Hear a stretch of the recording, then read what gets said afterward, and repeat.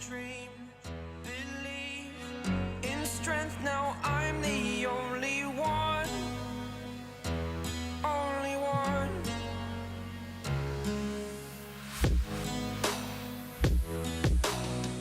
I was an ordinary boy until I broke the rules. My life destroyed, life destroyed.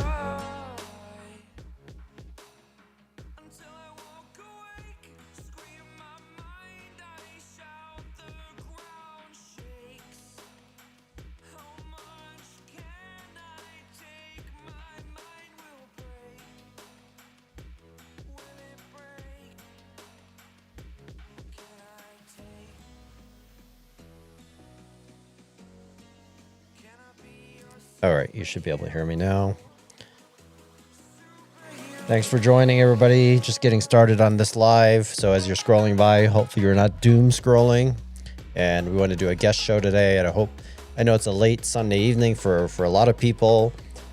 Obviously, if you're on the East Coast, it's extremely late. But if you're on Central or on Mountain or on Western, you're probably okay. And I just want to have a general chat, just a general people, take a pulse of what's happening in politics and what people feel. I was hoping to get people, I'm hoping to get Gen Zers and millennials, at least a few of them in here to talk about what's happening in their lives and how politics is impacting it. And not just to talk about problems, but obviously talk about solutions. So, what are we going to need to do to solve all the political problems, whether you're right, left, center, etc. So that's what today's show is about. If it doesn't seem interesting, I'll probably jump to another topic as people are scrolling by on a Sunday night. Maybe you're looking for some entertainment and not some talk, just some communication or conversation with each other about what's happening in our political system and how it's impacting your life. Like, if you're having problems affording healthcare or food or mental health or whatever it might be, transportation costs. Obviously, there's a mass extinction event happening in our politics, in our job market right now. And I want to know if it's impacting you. So maybe people want to jump into the box and discuss how their life is in terms of, I think here's the thing. As more and more people join, it's about politics. How abstract is it to you or not? Because a lot of people who are younger in particular are so busy with their lives that they don't equate to what's happening in politics and how that's impacting their lives. It's a little bit more abstract, and it's sometimes hard to direct connect these things.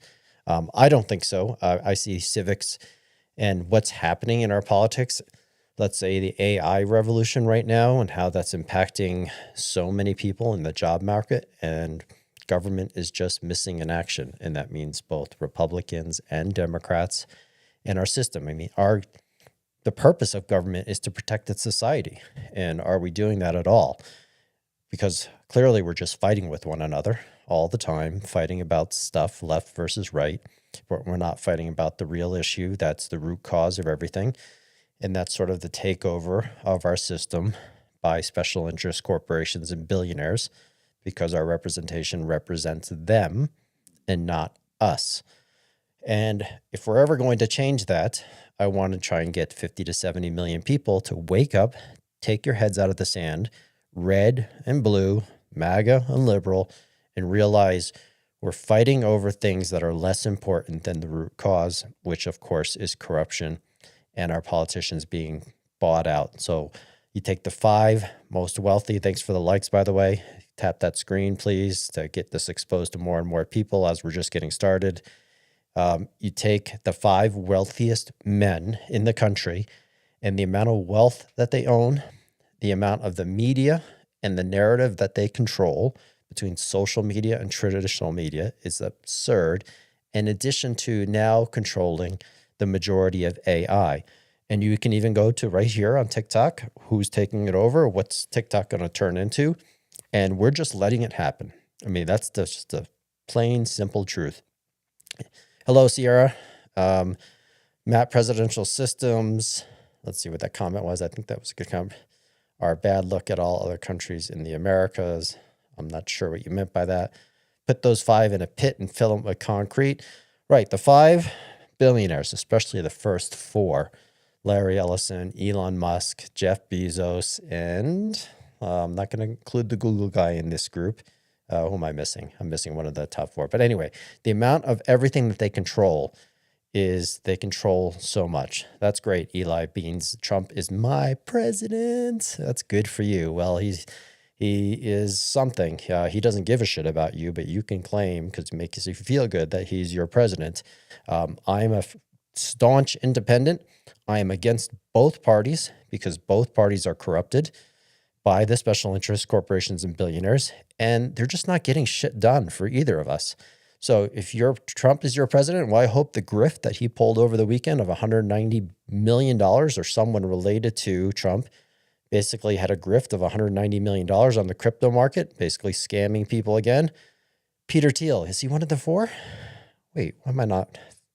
Yeah, I think so. No, I don't think he's one of the top 4, but obviously he is extremely wealthy and extremely influential. He has his little puppet of JD Vance. Sierra, you can absolutely come up. Please keep it cool and try and keep it on topic. Guest show, how is politics impacting your life and what are your fears? So Sierra, you're up first. And if other people want to jump in the box and tell me what you think of what's happening to politics in general, not any particular party. Hey, Sierra. Hello. Well, currently, what was on my mind because of what Eli said, I wanted to ask Eli how he felt about Hegseth announcing that they're going to put a facility or a base. I don't know the exacts because the word that he used in the video clip that I'm talking about was base, but that's besides the point. Yeah. For the Qatari Air Force in Idaho, right? in Idaho. That's right. Well, I can answer for you unless Eli wants to join and tell you directly, either in comments or he wants to join here as well.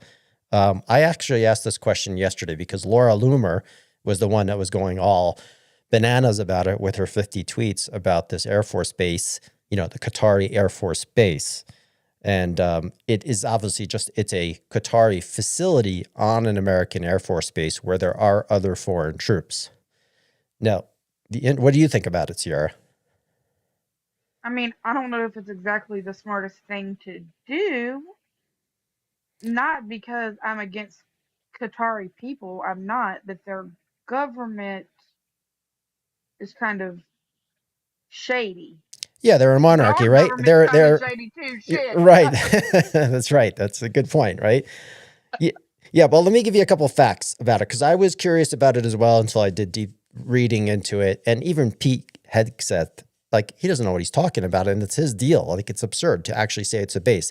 It's a facility. This was actually a deal that was started during the Biden administration where they sold 15 F-15, the most advanced F-15 fighters, which are older generation of our fighters. So they're not the F-35s or the F-22, which are the most modern aircraft that we have.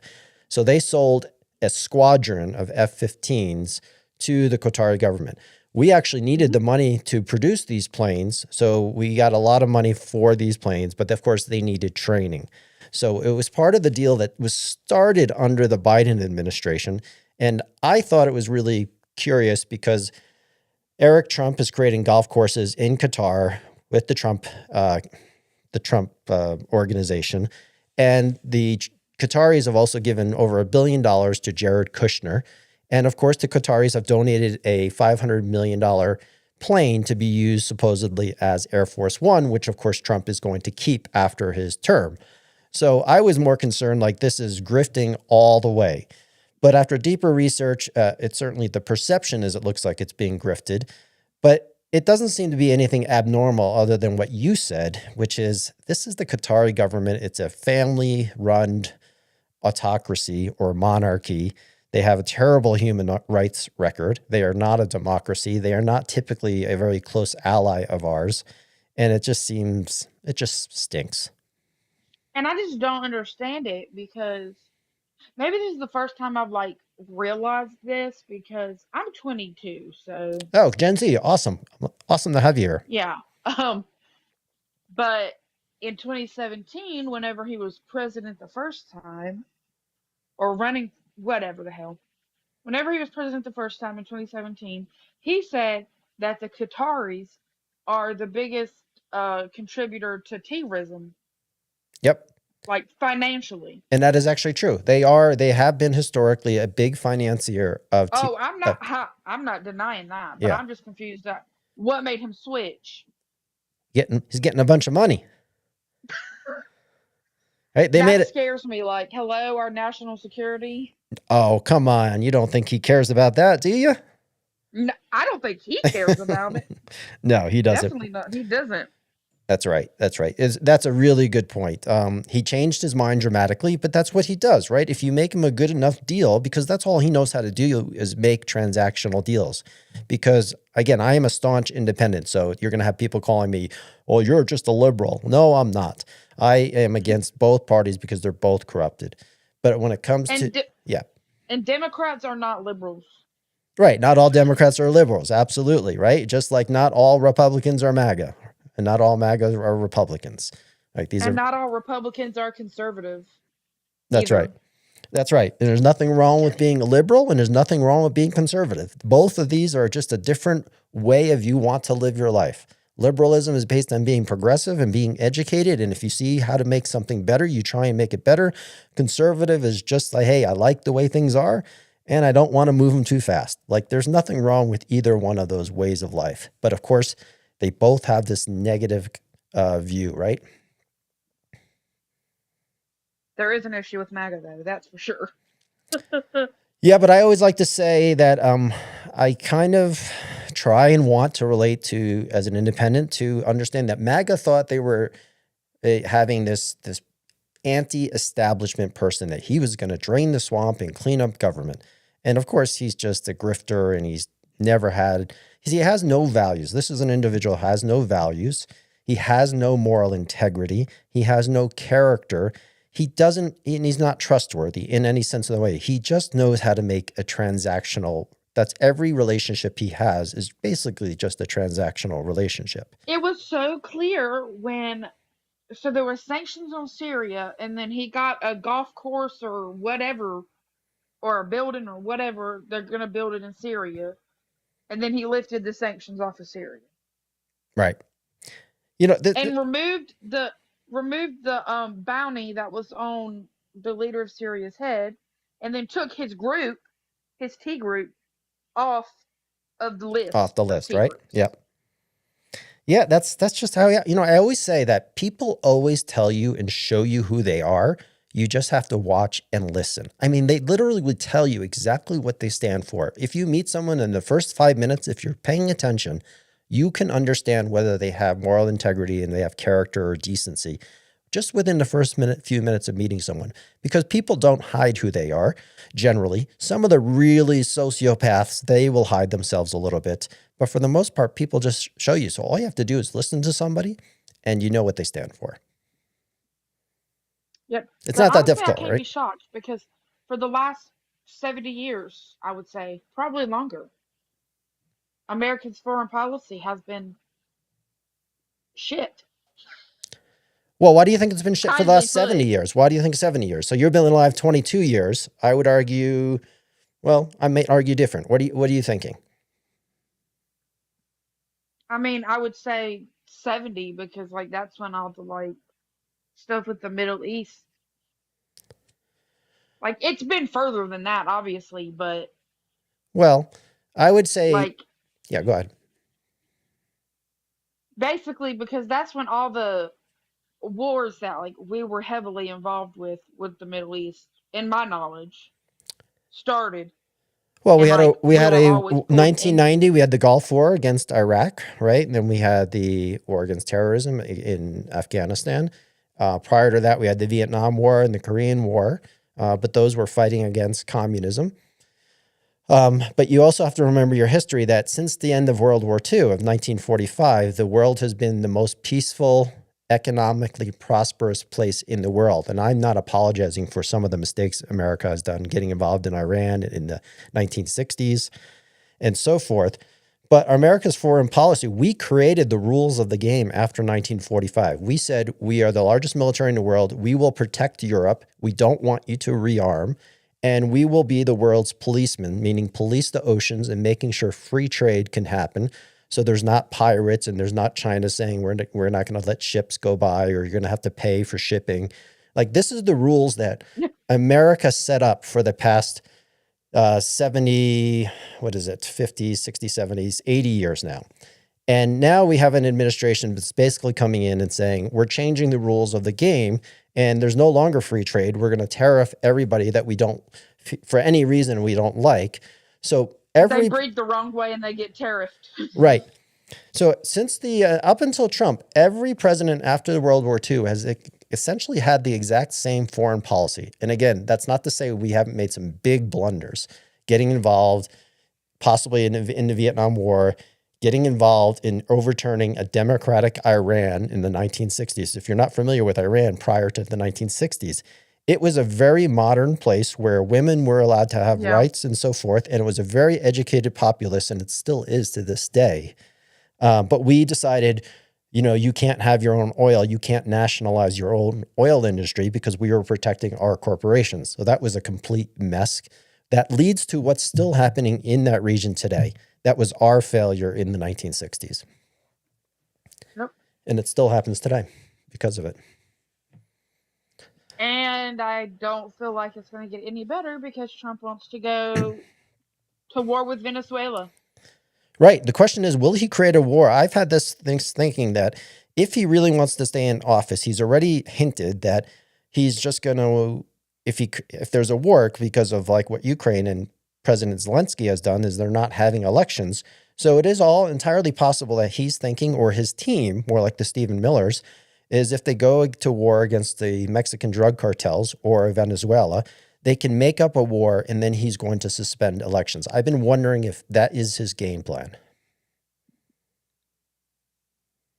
I think that's what Stephen Miller wants to do. I think so too. I feel like he's just going to do whatever Stephen Miller wants to do. Well, it's maybe the Christian. That man, I am so like, I have never been horrified of like a political figure the way I am of Stephen Miller. He literally he makes my damn skin crawl. He reminds me of a literal SS. Yeah. Yeah, he's the N-word. He's the N-word for sure, and he's a little shyster. Like, he's just a little creep. Also, not to like, he literally looks like he eats rats. Like, terrible. And then he was on CNN like last Monday or whatever, talking about Trump has plenary authority. Yep. Which is a word that none of us knew what it meant at that time. Right. Right. Well, I was like, that means complete authority. No thanks. No, he doesn't. Well, I would say, you're Gen Z and you're 22. I often say this, and I hope more Gen Z find this channel on my account, because your generation, including millennials, and then of course my generation, are the most important generation. Your generation, Gen Z, are going to decide everything, whether America remains freedom and liberty in a representative democracy in some fashion, or completely fails, because your generation is being pounded with misinformation. The Charlie Kirks of the world, the Ben Shapiros, the Jordan Petersons, the Candace Owens, the Joe Rogans, so much right-wing propaganda. And in addition, also to some of the left-wing propaganda that are not doing anything really to help the situation either. And they're just, the Dean Withers and the Parkers who just keep bitching and complaining about Trump, but they have no solutions. So you guys have to be... Their solution is debating on TikTok. Yeah, just fighting with one another on TikTok. That's not going to do it. That's just going to keep the people in power, and they're going to continue to be in power if we continue to do that. I would say a general strike would work, but nobody wants to do that. So... Yeah, and it would have to be more than one day, general protest. I actually have a plan, and I hope more and more people find it. It's right up here. It's called tinyurl.com/TK Civics Plan. You can also find it under my profile. I don't like just to talk about problems. I'm a Gen Xer.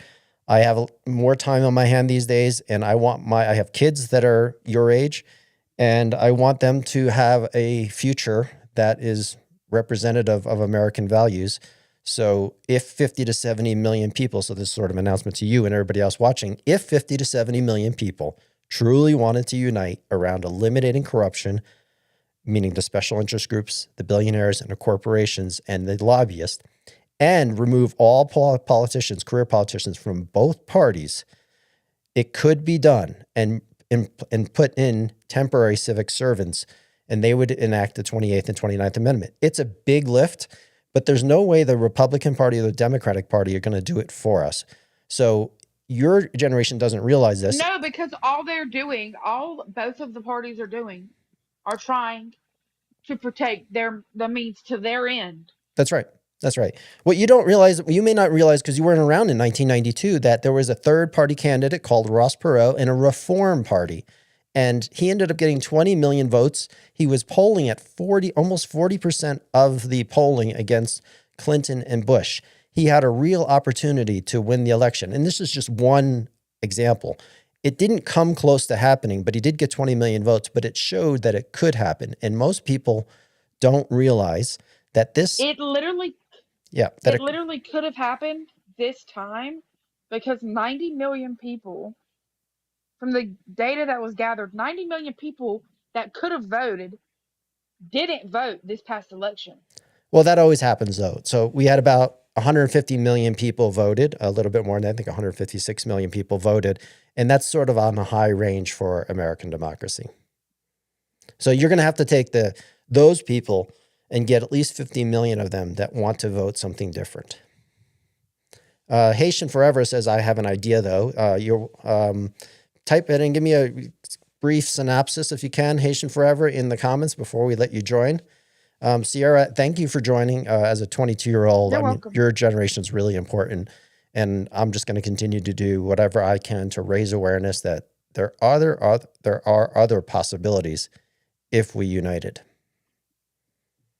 So thank you, Sierra, for joining. I truly love having more Gen Z and millennials on here. About half of my followers are female, half are male, which is really awesome. And Pat, you're up next. You don't have to stick to the prompt. I really wanted to know in this group, especially from Gen Zs, like how is politics impacting your life and what are your fears, especially if you're Gen Z and millennials. If you're a little bit older like I am, then you can go a little bit more off topic or maybe stay on topic. So what's up, Pat? I want to ask you a question. Is there a possibility where you can make voting mandatory, and if you don't sign up for the book and sign in or get a mail-in vote, is there any way that you can charge them for being a no-show, like $1,000? Well, listen, democracy is not a spectator sport. It's a participant. Make it mandatory. Right. I hear you. You can't really do that unless you change the Constitution and add another amendment. I don't think it's probably viable because I think you want people voting who are actually literate in politics and civics.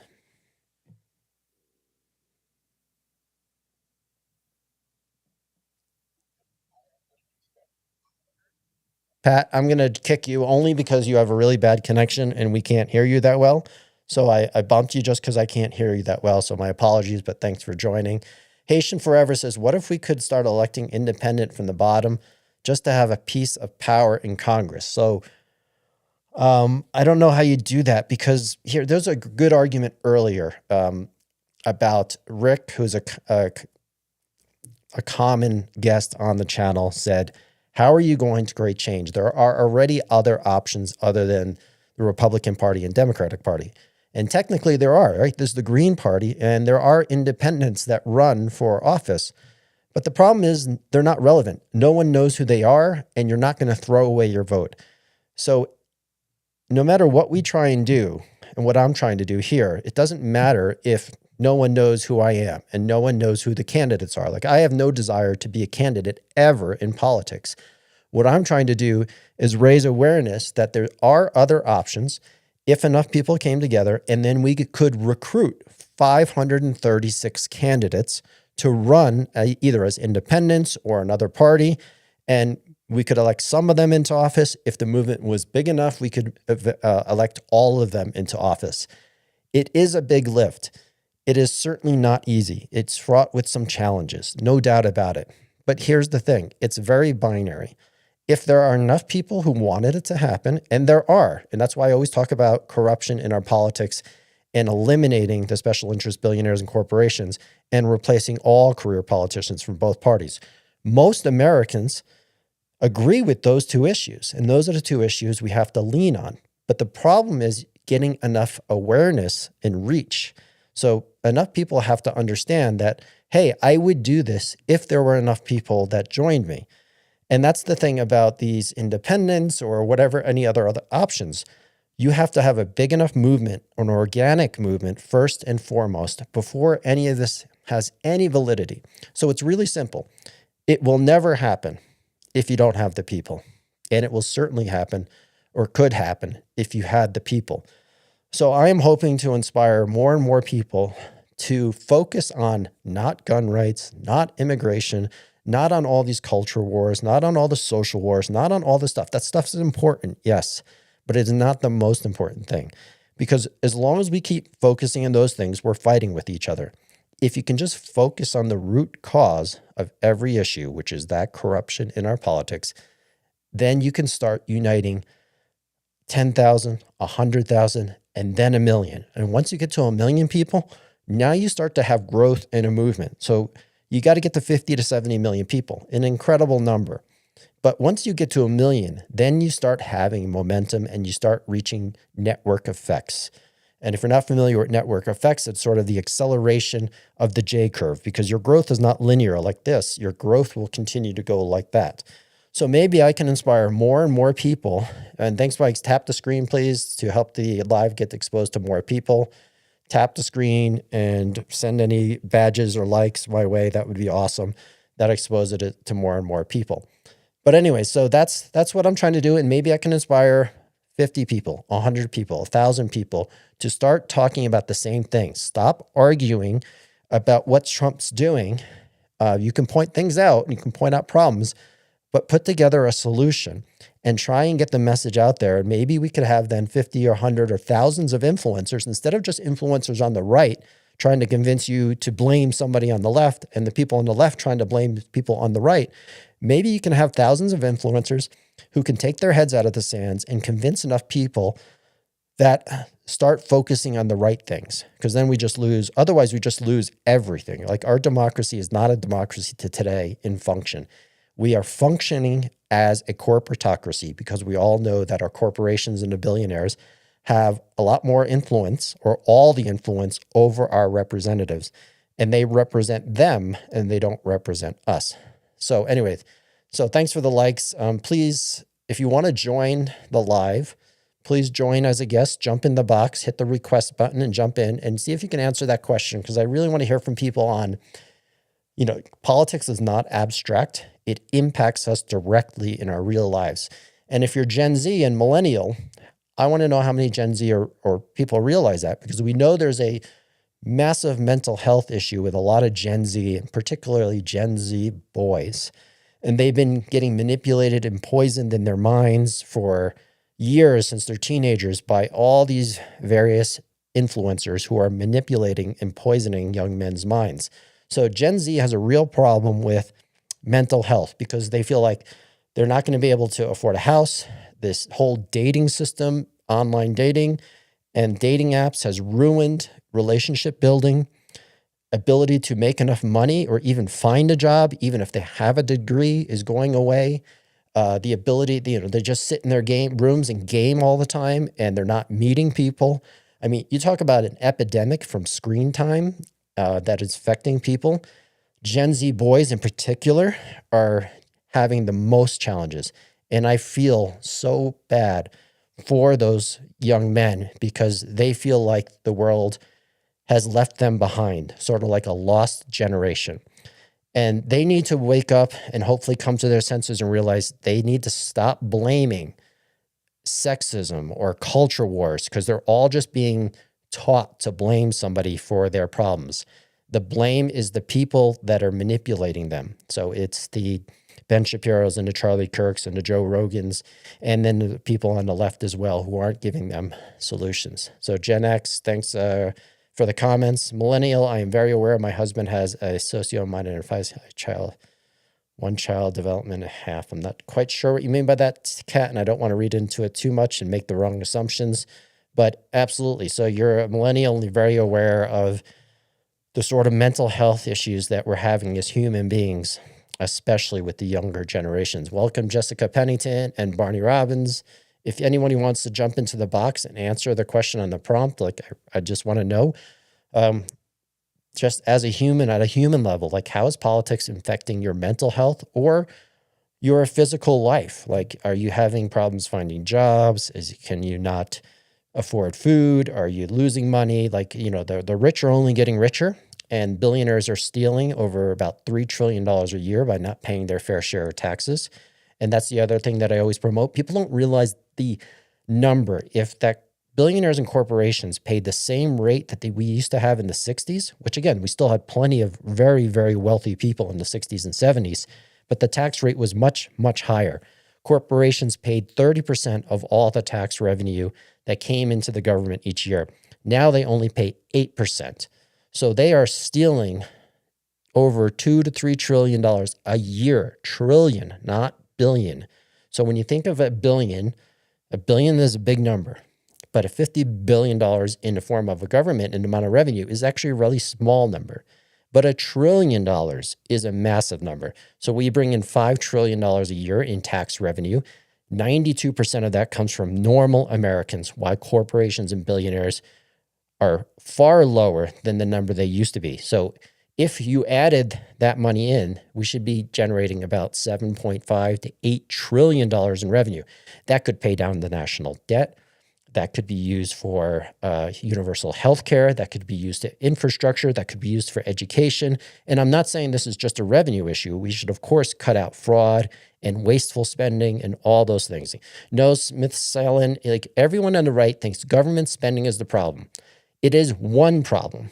We are a diverse and dynamic country. The bigger problem is you could cut out all the government spending that's fraudulent, and it would be just a fraction of the money that billionaires and corporations are not paying their fair share of taxes. So I agree with you that government spending is a part of the problem, but it is the smaller part of the problem. We should absolutely tackle fraud and wasteful spending. We should always be doing that as a government, trying to be more efficient. But don't think for a second that billionaires and corporations not paying their fair share. So if you're complaining ever about the national debt, you could pay off the national debt in 13 years if billionaires and corporations were paying their fair share of taxes. Now, I'm not saying you'd ever want to do that, because if you think, you have to understand how the global economic system works, and we're meant to be a nation as a global reserve currency that has debt. But if you truly wanted to pay down the national debt, you could tax billionaires and corporations fairly, and you'd pay it down in just 13 years. This is not a hard problem to fix, but not saying that you'd want to do that. So you could do infrastructure projects, which would generate more money. You could invest in your society. That's what you're supposed to do. All of us pay our fair share of taxes, and the government should be reinvesting back into us as a society, and not just giving tax breaks to Exxon or giving subsidies to the oil and gas industry.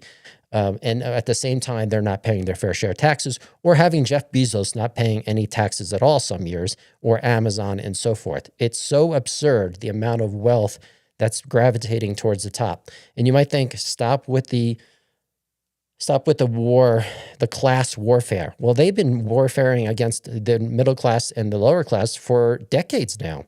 There is a class warfare going on, but it's not the regular people like us fighting against them. And it's about them that have been taking away and implementing loopholes and using our representation against us so that they don't have to pay their fair share of taxes. So it's a revenue and a spending problem. The revenue is actually the bigger problem. So Jessica Cat, I think was back in the early 1920s or 30s. I think just speaking cat. Okay, thank you. We'll never do anything about it. Yeah, that would be sad if we never do anything about it. That will be a shame, but we could do something about it. Might take years to grow a movement. That's fine. But we could, if we want to do something. That's the thing I don't understand about people's pessimism. I mean, I understand it that we're just always conditioned to think that nothing will change and government is so corrupt. It's not government that's corrupt. It's the people in government that are corrupt. So if you want better government, you have to put in better people. Thanks for all the likes. Please tap the screen. So if you want better government, you need to elect better people. If you want a bad, inefficient government, you just put in bad people, and that's what you get. This is very binary. It's very simple. It's not the Constitution that's a problem. It's not the administrative process. It's not the bureaucracy. It's all people. So if we keep electing people who don't give a shit about us or are getting paid and bought into their positions, and this happens on both sides, it's really egregious on the right. It's still egregious on the left because the Democratic Party they're just a mess. They're just a complete mess. They're also fully corrupted by special interest money. There's only a few people like Bernie Sanders, who is someone of super high moral integrity that fights the good fight. And most other of the Democrats are just following or toting the party line and are part of the problem, just like everybody else. Can we really vote them out? So that's a great question, SC2. I keep getting fooled. Yes and no. That's what I go back to before. Because we only have two choices right now, essentially, there are more choices, but no one can vote for them because you're throwing away your vote.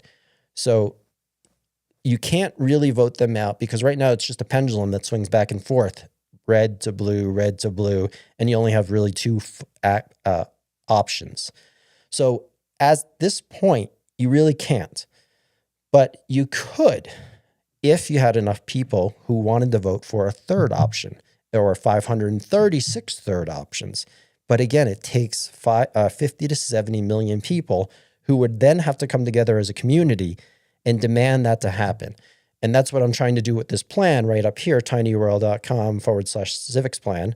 If you read that plan, you can understand why I'm doing these lives, why I'm doing these videos, that I'm hoping that over time we can get enough people to change their minds so that we're not always fooled, because there's nothing that says it has to be a Republican or Democratic party in the Constitution. There used to be the Whig Party. There used to be the Know Nothing Party. Seriously, there used to be a Know Nothing Party. There used to be many other parties, and it's just that it's coalesced around two parties, and they get you to think that it only could be two parties. So functionally or from a practical perspective, it is just a two-party system at the moment. Doesn't have to be that.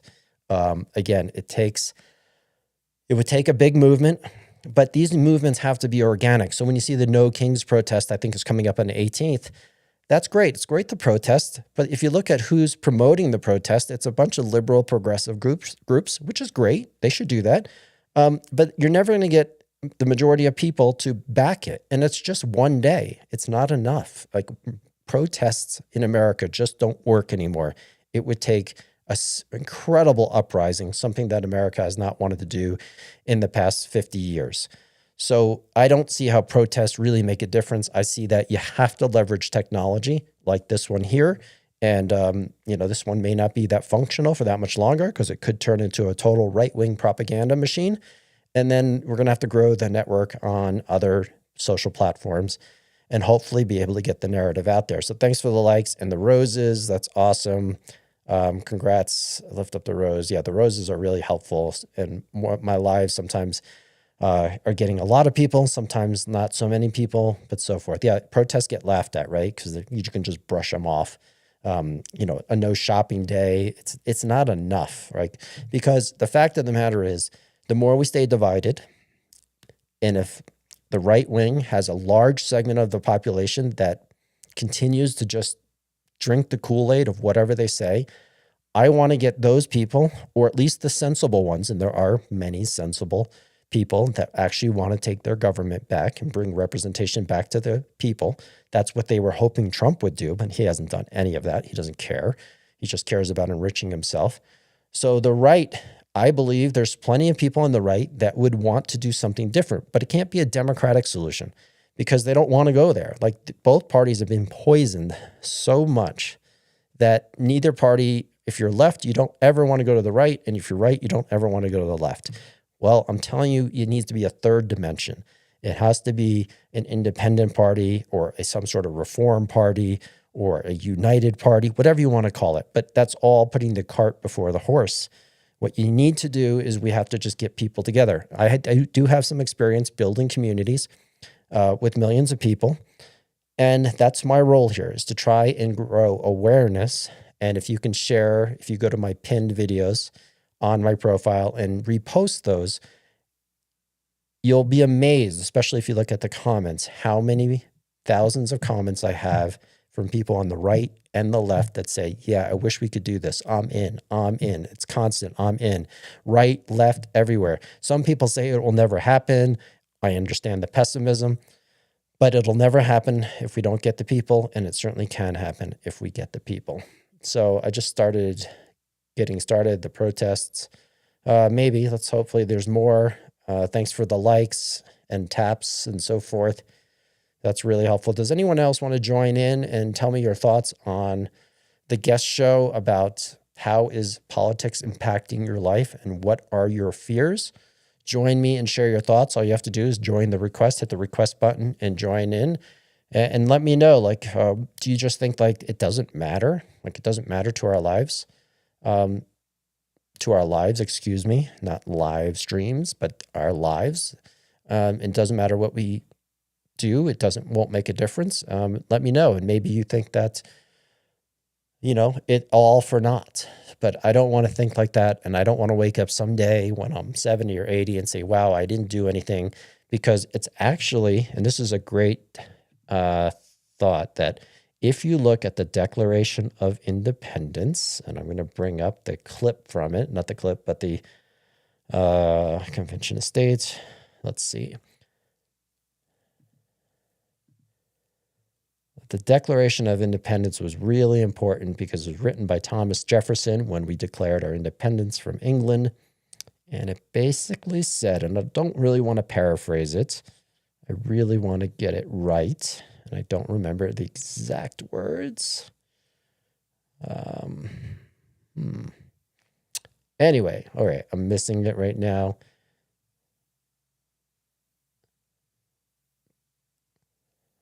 Let's see. Right. Still can't find it just yet, but essentially it's our duty. If the government is not doing what we want it to do, it's our duty to change it, to abolish it. And I'm not talking about completely abolishing it. Tyra, you're joining up next. And there was someone else that just wanted to join. Let me know if you still want to join. Jump into the box and I can have both of you in at the same time. Welcome, Tyga. Hello. Hey, man, how you doing? Good, are you? Good. So first time here? Yeah. Awesome. What generation? And are you American? I'm American. I think I'm a millennial, 1999, 26 years old. Yes, right on the cusp. Oldest Gen Zs and youngest millennials. I'm going to bring Brunswick in as well. Brunswick, just hang on for a second. Tyga's going to go first. So what are your thoughts? Being a 29-year-old in this political world that we live in, how's your life? My life's pretty good. When my party is in power, I enjoy watching the news. It brings me joy to see, the policies that I vouch for being implemented. And when my party's not in power, I try to stay off the news as much as possible, because if you get too wrapped up in it, it really starts affecting your life. And I think that's, the argument against that is people say, well, you got to stay informed. You have to do this. You have to be looked. But we live in the United States of America. We're, a very young country. What is this going to be? 250 years coming up here. Yep. We're doing well. We're doing well. Everyone votes. If you care about politics, you vote. You tell your friends. You talk about it a week or two before the election, and then you move on. This idea that everything's a fight every day, it's a terrible way to live, in my opinion, and it really just makes you stop having those in-person reactions and stuff. And I know specifically Trump has inflamed a lot of that stuff. But if you really just go back to the basics, again, I studied politics in school and stuff like that. There's been controversial leaders. There's been controversial policies. Trump isn't new.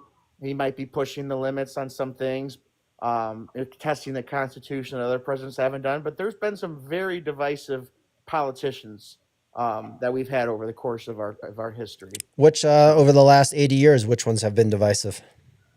Well, Andrew Jackson was very divisive. Lyndon B. Johnson, that one tore the country apart at the time. A necessary evil, as you might say. Obviously, with World War II, with the atomic bombs. That wasn't Roosevelt's Well, I fault. didn't really tear it apart, but people in my history class. Yeah, but I said in the last 80 years, which 80 years. which presidents have been truly divisive? Well, LBJ, he was very divisive with the South and the North. I mean, that really provoked people. There were race riots at Ole Miss and Little Rock, Arkansas. Yeah, and the Civil it War wasn't and the Civil Rights Movement, right?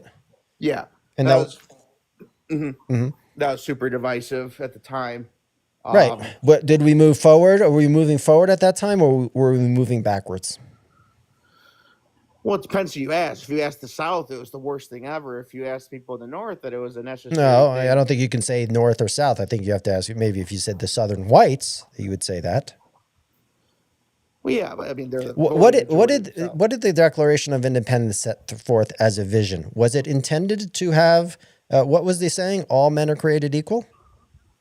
Yes, but we have to be historically accurate. And black men weren't considered men; they were considered chattel slaves.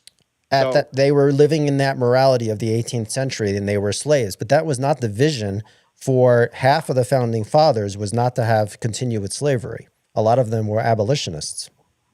Did they consider slaves human beings at the time? Legally, no, because that was at the time they were living with 18th century morals, right? Yeah, but how could you be an abolitionist and still sign a document that says that black men aren't people? Well, Washington freed all of his slaves at the end of his death. So I understand. my point is the vision. What was the vision? They knew that the Constitution. They weren't perfect people, right? There were many problems. They were living with 18th century morals, not 21st century morals. But they set forth that number one, like the religious freedoms, that there's religious separation between church and state, which was noble for that time and generally knew. They also knew that all men were created equal. They knew that the society, they wanted to build something different. They could have easily said, hey, we're just going to take what we learned from the powers of Europe and just instituted a monarchy. But that's not what they did. They got together and said, we want to build an all new system. We're in an all new country. And we know there are flaws. We know we are flawed people. But that wasn't the vision for the Declaration of Independence or the Constitution. Well, yeah, I mean, it was going to have a representative democracy, congressmen, senators, a lot more representation that they didn't have at the time. Yeah, for the people, by the people, right? Yeah, of course. Right. And I feel like we've held true to that to the day, and this is why I think our system is so amazing. Is we can directly, think about how cool that is. Us normal people get to directly put in our president, directly put in our senator, even our neighbors to the north. They don't get to pick their prime minister. They get to pick the party. I mean, just think about how cool that is. We get to directly pick our president. You think that's cool that we get to choose between one or two people? Well, I didn't say that. I said we get to directly pick our president. A lot of countries, you vote for the party, and then the party people, the bosses and the elites, they choose which candidate they want, which is a really No, that's not necessarily true. Like in Germany, they have 5 parties. You know who's at the top of the party, and you do vote for our party, but the people are known. but you don't get to pick the candidate though for your party. But then they have 5 parties. Like no system is perfect, right?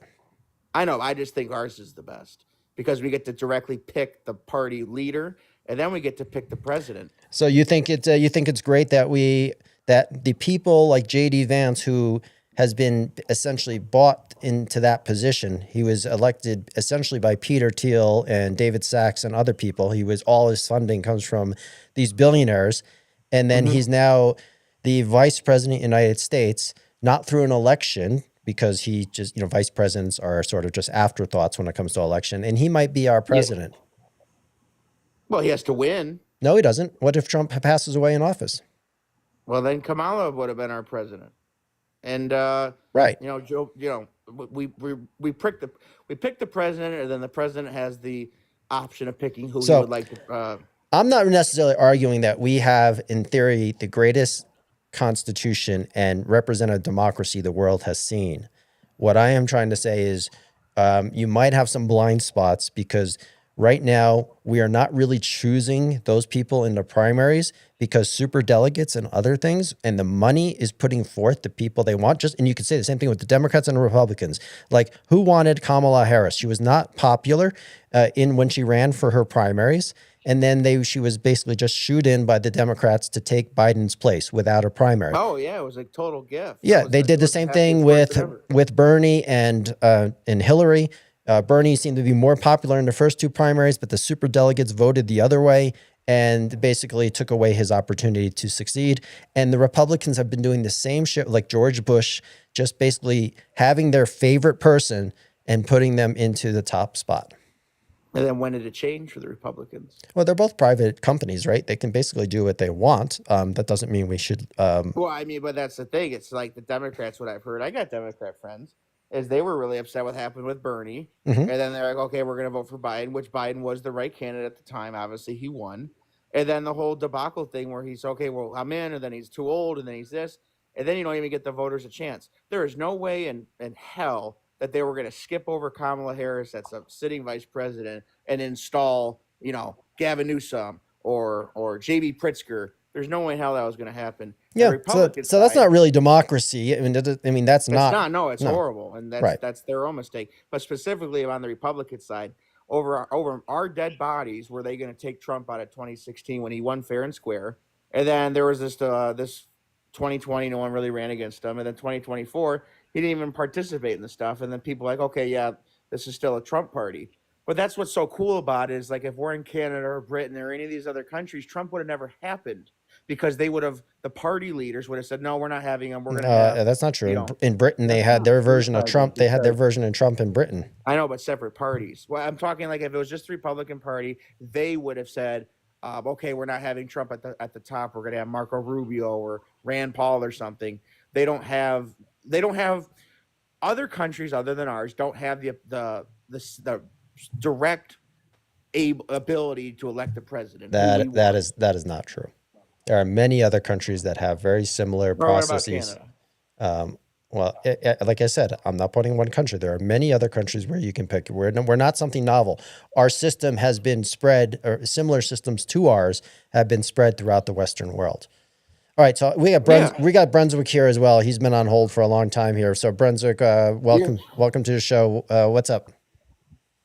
So, 63-year-old male, considered a Joneser, retired now.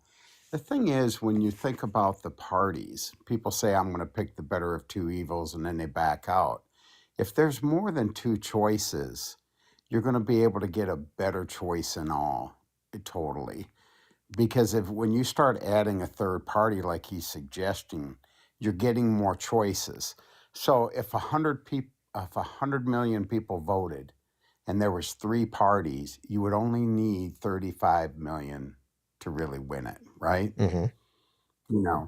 It's a little bit higher, but yeah, I think. Yeah, it depends. It would be, because it wouldn't be an equal divide, right? Right. But I see your point there.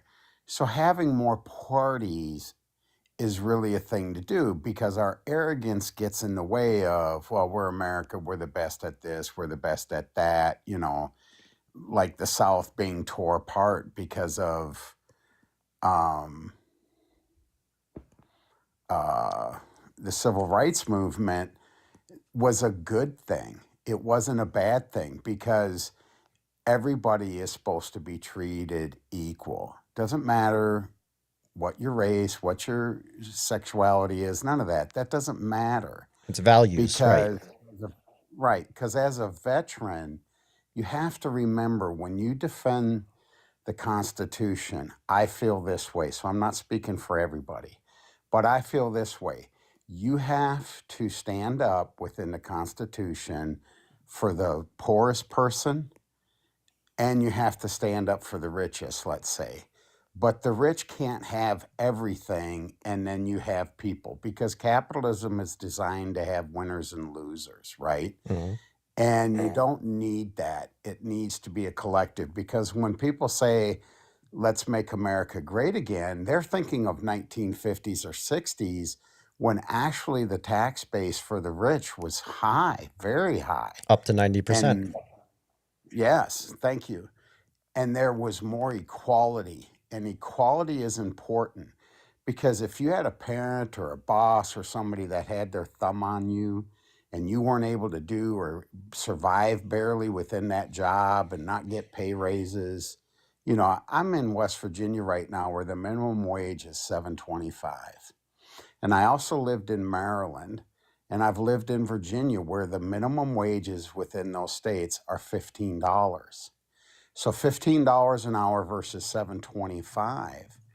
The people that were in blue states did not feel the inflation like red states. That is a proven fact. You know, the stats don't lie.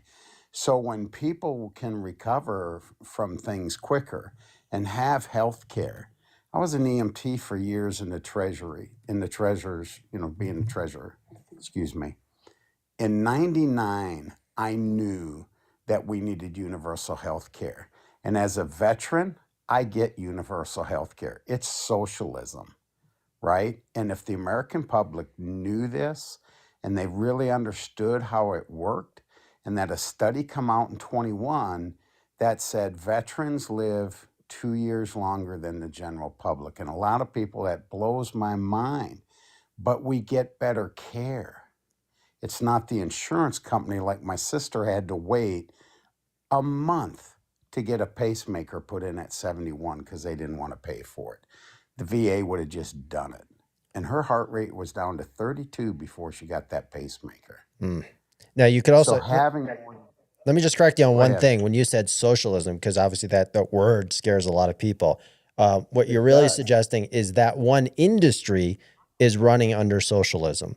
So socialism was when the Yeah, okay, state, that's and fair. Within the Veterans Administration, it is. right, And a lot of the veterans live under that, because depending upon where you live is how much you get in income for your housing and your food. So it's equally distributed. So when you go into a higher district of pay, a lot of the federal law enforcement is not that way, is that way. They get paid based on where they're at. You take a postal employee, it's the same everywhere. They don't do that, right? hmm So it's completely different. And people are, you had said this so well, people are scared to hear that word. But limited is not a bad thing. It's, you have to understand that when corporations are making so much money off of us. I went to an emergency room in Ecuador 2 years ago, and I had a blood test, and a CT scan was $1,100. 6 months later, I went to an emergency room, and that bill was $3,500 for a blood test and a CT scan to see if I had a kidney stone. hmm That's a huge price difference. And the care I received was faster and just as good as here in Ecuador. Yep. So I'll have another similar story. So during the COVID times, I had an ACL issue, and I had my ACL replaced because I tore my ACL. And I happened to be, during that time, because I was switching jobs, I went on to state Medicaid. And it's the first time being on a Medicaid program. And I was able to get Medicaid to not get them. They just paid for the entire ACL surgery in my normal hospitals with my normal doctors. It was the normal first class care that I would assume I would get if I was in a good healthcare system like I am, and I didn't pay a dime. But I've earned that right because I paid taxes for 25 years at a very high rate, And I didn't feel bad about it at all. And that's the way healthcare should be. Because when I used to pay $2,000 a month for my family into a system, about $1,800 a month, I still had deductibles. I still had billing problems and all kinds of other things. So I just always like to point out, because it's not socialism when it's just one industry. Like police departments are essentially socialism. So are fire departments. Like they're all paid for by the government, right? There's not much private industry in those sectors. But when it comes to healthcare, people have to realize that where are the motives? For-profit healthcare is ridiculous, because for-profit healthcare means all they care about, and it's their duty to make as much money for the shareholders as they can. Their benefit is not to keep us healthy. Their benefit is to actually keep us a little bit sick, because then we have to keep paying them to make more profit.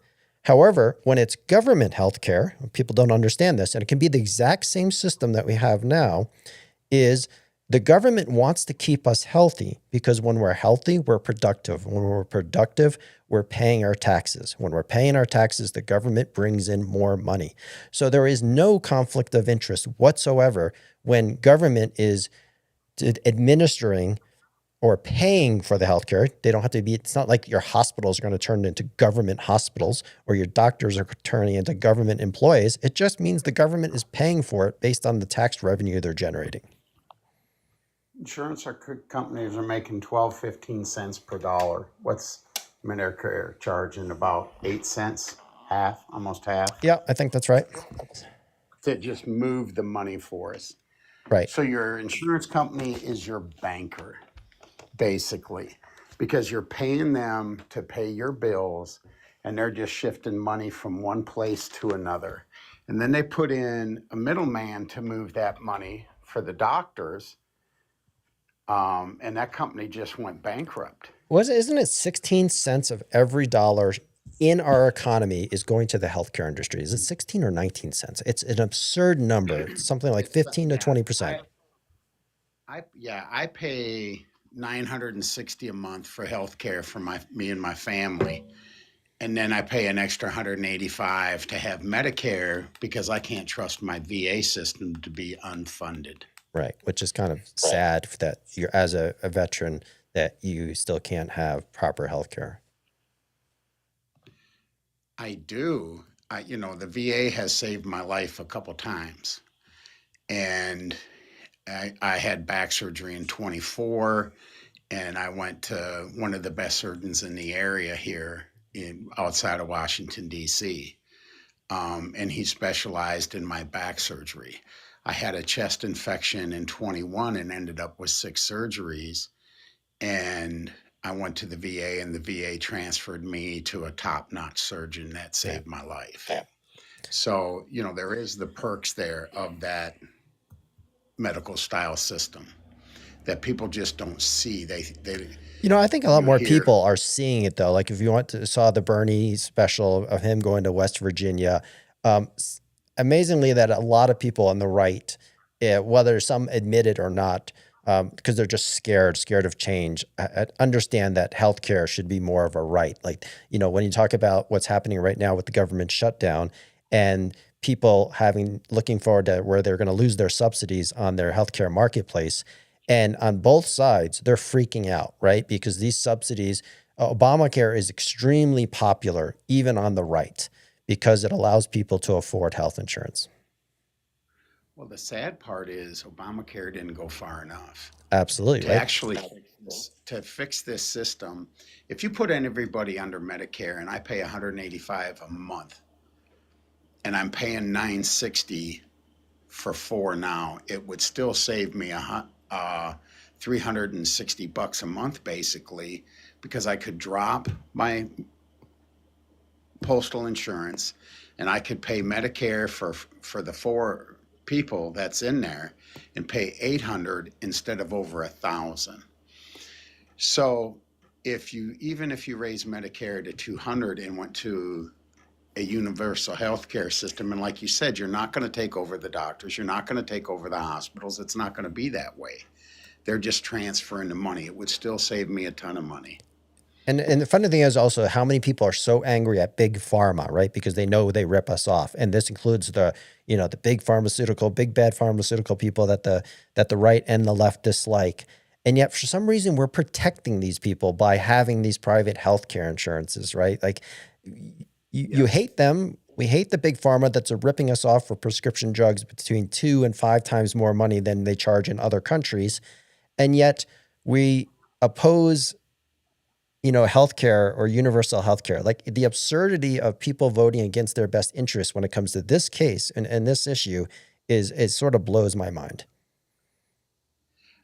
I agree. I'm staying in West Virginia right now, and I go out to this restaurant every morning and I sit at the bar and I talk to all kinds of different people. And when I start to explain it to them calmly and have a conversation with them, they're starting to understand more and more and not becoming as fearful of things. Yeah. And you're right there. People are. Yeah, like healthcare, transportation, housing, like they're just, we live in a society and our government is designed. The only reason you have government in the first place is to protect its society. That's the role of government, is to protect its society and protect us from foreign invasion. And when it comes to being able to afford a home and not, breathe clean air and drink clean water and maybe have health care and give us the opportunity. I mean, that's the point of government. And yet so many people want to blame government for everything instead of realizing, hey, wait a minute, government's supposed to be helping us. It's not supposed to be stealing from us. It's not supposed to be giving everything to the rich and powerful. It's supposed to be helping all of us. And it doesn't matter if you're red or blue. It should be helping all of us. Absolutely. Absolutely. Well, thanks, Brunswick. I appreciate your points of view. Thanks for coming on and answering the question. I hope I get more people to sort of tell me how their life is and how politics is impacting their life. And hopefully more and more people realize, oh, by the way, on your last question, I'll answer this when I drop you, because I think you said something interesting about options is, something that's just going to drop you as I answer this question, is more options, right? We need more options in our politics, and both parties are manipulating our options continuously. Both parties, Democrats and Republicans. And we should be able to vote for all our candidates, in your districts and in your Senate positions and in president in a much more democratic way. And I'm not talking about changing the Constitution. We need a couple of amendments. And I always promote, if you're new to this channel or this account, we need a 28th Amendment. It's just 2 things that would pretty much change everything for all of us. And I promise you, if you're red or you're blue, you'll probably agree with these. And if you agree with these, please tap the screen and also comment that you agree or you don't agree. And then I can answer the question. There's 27 amendments in the Constitution right now. The first 10 are the Bill of Rights. The next 17 are been additions since after the Constitution was enacted. The 28th Amendment should be that all elections need to be publicly funded by individuals, human beings, and not artificial entities like corporations and billionaires and anything else, right? They need to be for representation for the people. So that should be the 28th Amendment, and that would overturn Citizens United. You'd get rid of where all the money from big money politics and pharmaceutical companies and military industrial complex, whatever you want to name the special interest, all of them. It has to be funded publicly by individuals or even the government themselves. So that should be the 28th Amendment. 29th Amendment should be that being a politician cannot be a career. It needs to be a temporary civic service. And that means strict term limits on how long you can serve in government. And when you're there, you can't enrich yourself. You are there for a civic service to represent the people and only the people. And then, of course, corporations, which Deep Season says right there, no more dark money. Those are 2 amendments that virtually every Republican and Democrat agree with. And that's what we need to be leaning towards and realizing that you can have constitutional amendments. There's several ways to do it. You can have the Convention of States where 34 out of 50 legislatures come together, or your congressional representatives, the same number, 34 out of 50 states, and they amend the Constitution. Or you can vote out all the career politicians by eventually having a large enough movement and having representation that comes into office to enact those 28th and 29th Amendments. There are several ways to do it. It's not impossible. Yes, it's difficult. It's certainly not easy, but it's also not complex, and it's not changing the Constitution in terms of going outside the bounds of the Constitution. These are all very viable, but most of us think that they're impossible.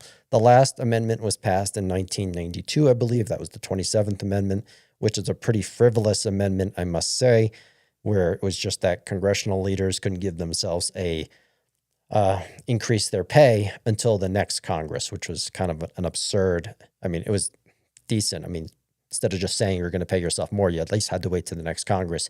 But it shows that you can have a amendment and that we should be demanding that, but we need to have enough representation in place and we need more options, right? And if we know that the blue party or the red party are not going to do it for us. Release the Epstein files and we will replace a lot of them. You know, that was my hope. I've always been wondering about the Epstein files and replacing them. I would hope so, that you know, there's definitely a divide between MAGA and Trump. And I am telling MAGA people, as a fierce independent who's voted for, or staunch independent, whatever you want to call it, have voted for Republicans and Democrats alike. There are 75 million people that vote that are independents, that are not associated with either party. Most people don't realize that. It blows their mind that there are more independents or people that are not registered Democrats or Republicans than there are Democrats and Republicans. So independents, the majority, don't have direct representation, which is pretty absurd. So Starry Night or Stark Night, let's see. If anyone else wants to join in and tell me your thoughts and have a discussion about how politics is impacting your life, I'd love to hear it. So if you want to jump in the box, hit the request button, hit down the silhouette at the bottom between the pink and blue silhouettes, and you can join the show. I love speaking to people and having conversations about these issues and trying to do so in a manner that is more united versus dividing people and just having clear conversations. They make it a nightmare for anyone considered new or outsider to run. You know, with the exception of someone like Trump, right? But he had enough money and enough relevancy, and, you know, he came to prominence. As I told people yesterday, he came to prominence on a lie. Like Trump, whole political prominency or becoming relative in politics came from claiming that Obama was not an American. It wasn't a small lie. It was a giant lie that he perpetuated for 8 years. So he built a community or a movement and ended up taking over the Republican Party, right? There's no Republican Party today. It's just a name only. It's the MAGA Party and it's the Trump Party. That's what it is. And he built a movement off of a lie. And this is a guy that has no credibility, no decency, no integrity. And that's why I always say to people who back and support Trump is, if you want to bring integrity back to politics and you would like to have politicians with moral integrity, but yet you're always defending Trump, like, these things don't connect to one another. It's so crazy to me that you can claim to have moral integrity and then support someone who has no values and has no moral integrity. And I know a lot of these people, you know, in their lives, in their normal daily lives, are good people, but they defend him, and I don't understand it. It's just a cult of personality, and that's what makes it dangerous. And again, as I'm not a liberal, I'm not left, I am an independent, always have been, always will be. That wasn't directed to you, SC2. I'm not defending him. I wasn't reading your comments out there and went, oh, right. I was just suggesting how they used, or, you know, Trump united people around him off of a lie and then took over a party. Like, that could happen the other way too, meaning if there was a movement. So I always say you can vote in independence, or you could have a third party, and that is plausible. But you can also do is use the same blueprint that MAGA used. And as long as you grow a big enough movement, you can take over an existing party. Like, you can just completely infiltrate it. So that's also options, but it takes a lot of people, and it takes someone to become relevant to move a lot of people to join a movement. So all these things are possible. They don't require us to have, you know, political violence or do anything that's outside the guardrails of the Constitution. So if it helps, they if they play by the rules, follow the law.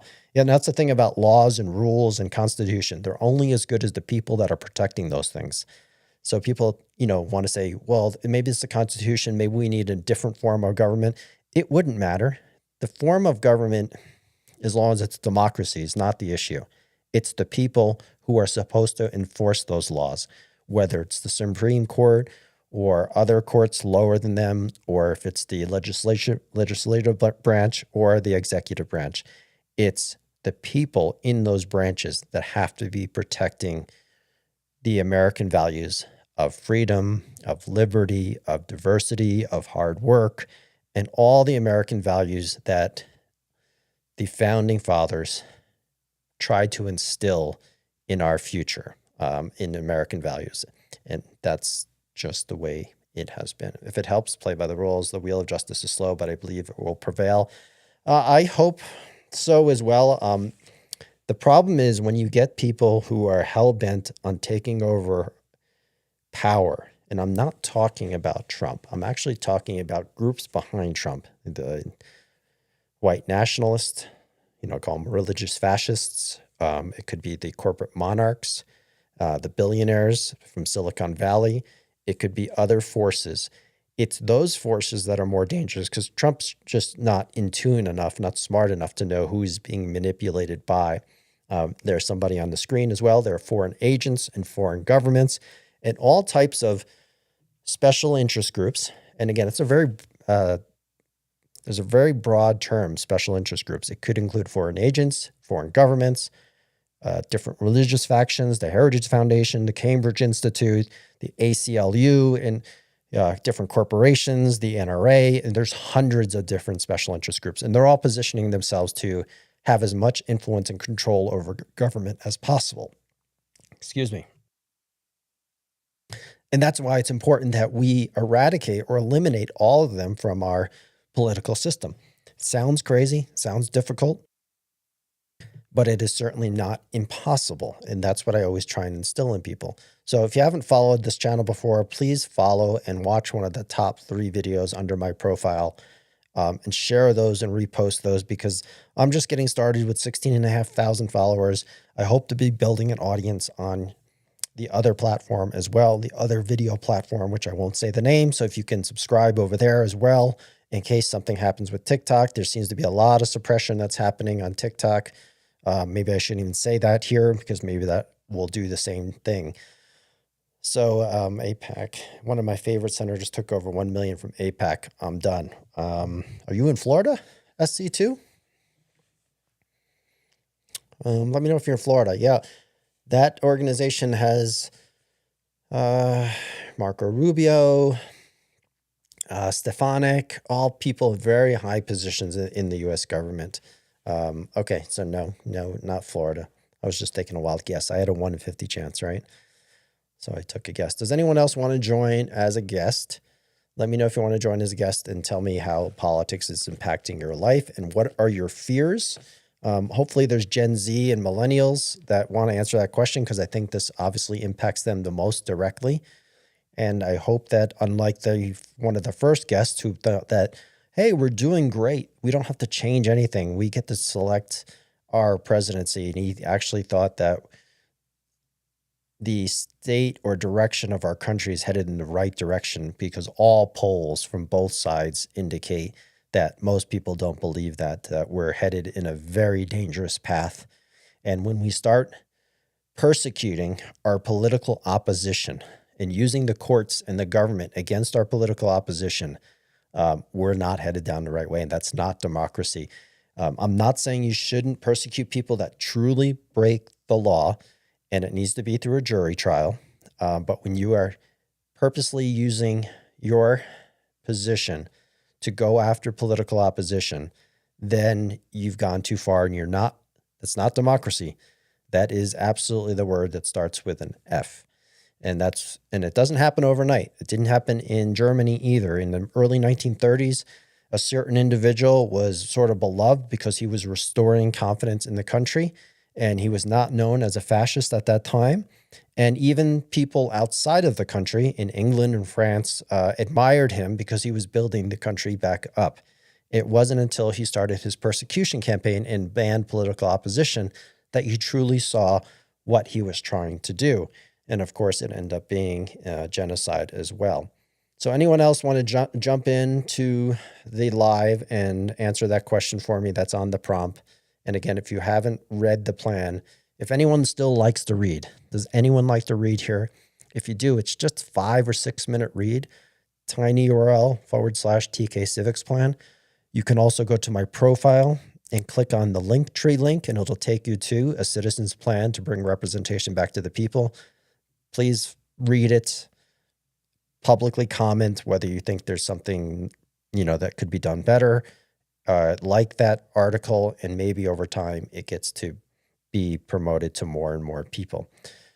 Was Newsweek Man of the Year? Are you talking about Trump? I'm going to check it out. Thanks, SC, and so forth. All right. Anyone else want to join and have a conversation about politics in general? You're welcome to join just on audio or audio and video and talk about how the state of politics is impacting your life. Maybe it's impacting your healthcare. Maybe it's impacting your ability to pay for groceries. Thanks for all the likes and the fan clubs and the roses. If anything you can share, that'd be awesome. 4 people have shared this live, so that's really helpful. Thanks for doing that.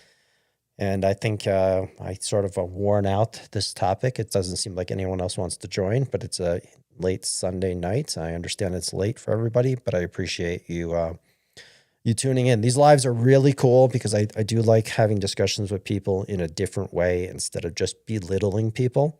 I like to talk about civics because civics is cool, because civics impacts our lives directly. It's not really indirectly. And it's important that if we want to have a functioning democracy in the future, that every generation before us has had to protect liberty and freedom. And Gen X, Gen Y, and Gen Z are going to have to do the same thing, because democracy is not a spectator sport. It has to be, people have to be involved. So I think it's really that simple. So I'm going to shut it down for tonight. I'm going to leave everybody with what I oftentimes leave people with, and that's the opening sequence, or the opening monologue from the newsroom. And if you haven't heard it before, please listen to it, because it's meant to represent an independent, speaking about the problem with the conservatives and the liberals. So last couple minutes, please listen to this, because I think it's really inspiring. I always think it's inspiring. Check, but he gets to hit you with it anytime he wants. It doesn't cost money, it costs votes, it costs airtime and column inches. You know why people don't like liberals? Because they lose.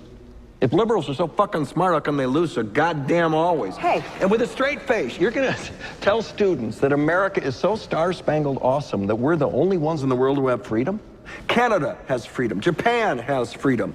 The UK, France, Italy, Germany, Spain, Australia, Belgium has freedom. So 207 sovereign states in the world, like 180 of them have freedom. All right. And yeah, you, sorority girl, just in case you accidentally wander into a voting booth one day, there's some things you should know. And one of them is, there is absolutely no evidence to support the statement that we're the greatest country in the world. We're 7th in literacy, 27th in math, 22nd in science, 49th in life expectancy, 178th in infant mortality, 3rd in median household income, number 4 in labor force, and number 4 in exports. We lead the world in only 3 categories: number of incarcerated citizens per capita, number of adults who believe angels are real, and defense spending, where we spend more than the next 26 countries combined, 25 of whom are allies. Now, none of this is the fault of a 20-year-old college student, but you nonetheless are, without a doubt, a member of the worst generation ever.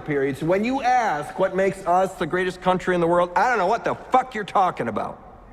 Yosemite? It's not over. The best part's coming.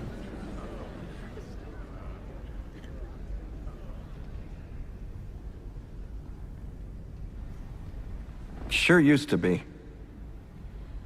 We stood up for what was right. We fought for moral reasons. We passed laws, struck down laws for moral reasons. We waged wars on poverty, not poor people. We sacrificed. We cared about our neighbors. We put our money where our mouths were, and we never beat our chest. We built great big things, made ungodly technological advances, explored the universe, cured diseases, and we cultivated the world's greatest artists and the world's greatest economy. We reached for the stars, acted like men, We aspired to intelligence. We didn't belittle it. It didn't make us feel inferior. We didn't identify ourselves by who we voted for in the last election, and we didn't scare so easy.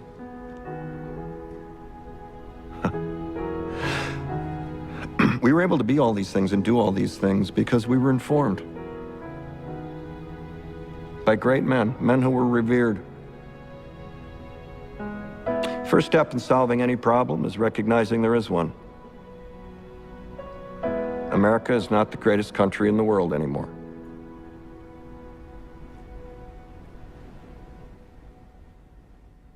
Enough? I don't know for you, but that's always inspiring. We do have to admit as Americans that we have so many problems and we're always fighting over the same things. And there's so much more that we should be uniting behind. And it needs to be the people in power and our representation and the people paying, meaning the billionaires and corporations. I always love that part of the show too. I think it's the opening monologue of the first episode, and it still holds true to this day more than ever. And we just have to get out of the two-party system, the two-party box. It's not impossible. It can happen. It just takes a lot of people. It takes a lot of people, and then hopefully someday, not too far from now, that we can do something about it. You never know what this happens. Get to 100,000 followers, please follow, get to 1 million. And then at that point, things start to happen. You get to 1 million and you start to have a wave. And all of you that are watching, and it's just a few people left, 18 people left, you start to build a wave. And we could say that we at least tried. And hopefully we do more than try. And it will be more than try if we get enough people that truly want to take back our government from those forces, all those forces. You guys can name hundreds of them in the comments yourselves. And it just takes 50 to 70 million. And I say that just because it's possible. It's 50 to 7 million. We've done so many incredible things in our society, right? Never mind what the founding fathers did by setting up the Constitution, but the civil rights movement, winning World War II, not falling apart during the Civil War, the amount of amazing things that America has done in order to create generally peace. And I'm not saying we haven't done some bad things as well. We have. But the American world order is so important to the freedom or the pursuit of freedom and liberty across the globe. If we get infected by foreign agents and governments and these special interests, we lose our democracy. And then the world, all the free world loses a lot more and becomes much more dangerous. So it's important. And I ask you to please go to my profile, look at one of the top 3 pinned videos and just repost it. And, maybe in December, I'll have 25,000 people. Maybe next year, there'll be 100,000 people that start to oh, you know what? This guy, TK Civics, he keeps promoting this idea that we could change everything. And you know what? I'm a right-leaning guy, but I'm sick of special interest groups impacting my politics in my daily life. And then people on the left do the same thing. And then you have all the people in the middle. And then maybe a little wave starts to grow. And then we get to 1 million. How long will it take? I have no idea. All I know is if it doesn't happen, nothing will change. The blue party and the red party, this pendulum back and forth, if it even goes back and forth anymore in the future, who knows? You never know. But they're not going to fix it. They're the ones that control everything. They're just protecting their own fiefdoms. There's a different way to do it. I will spend the next however many years trying to inspire more people to share this message and to convince themselves whenever you get drawn into an argument about a smaller issue or a less critical issue, to realize to be the bigger person and to get that person, instead of trying to win an argument, try and win alignment on who the real enemy is for all of us. And it's not each other. It's certainly the people in power and the people paying for those to stay in power. Those are the people we have to be, for lack of a better word, railing against. And we need to be pursuing them and eliminating their money and their corruption from our system. And then we just need to elect better people, people with moral integrity, because that's all government is. Government is not some creature. It's not mythological. It's just a bunch of human beings. And there are really bad human beings out there, and there are really great human beings out there. And if you wanted to have government for the people, by the people, I know for certain millions of people would stand up saying, I would not volunteer, but I would want to be a temporary civic servant in order to enact a 28th and 29th Amendment.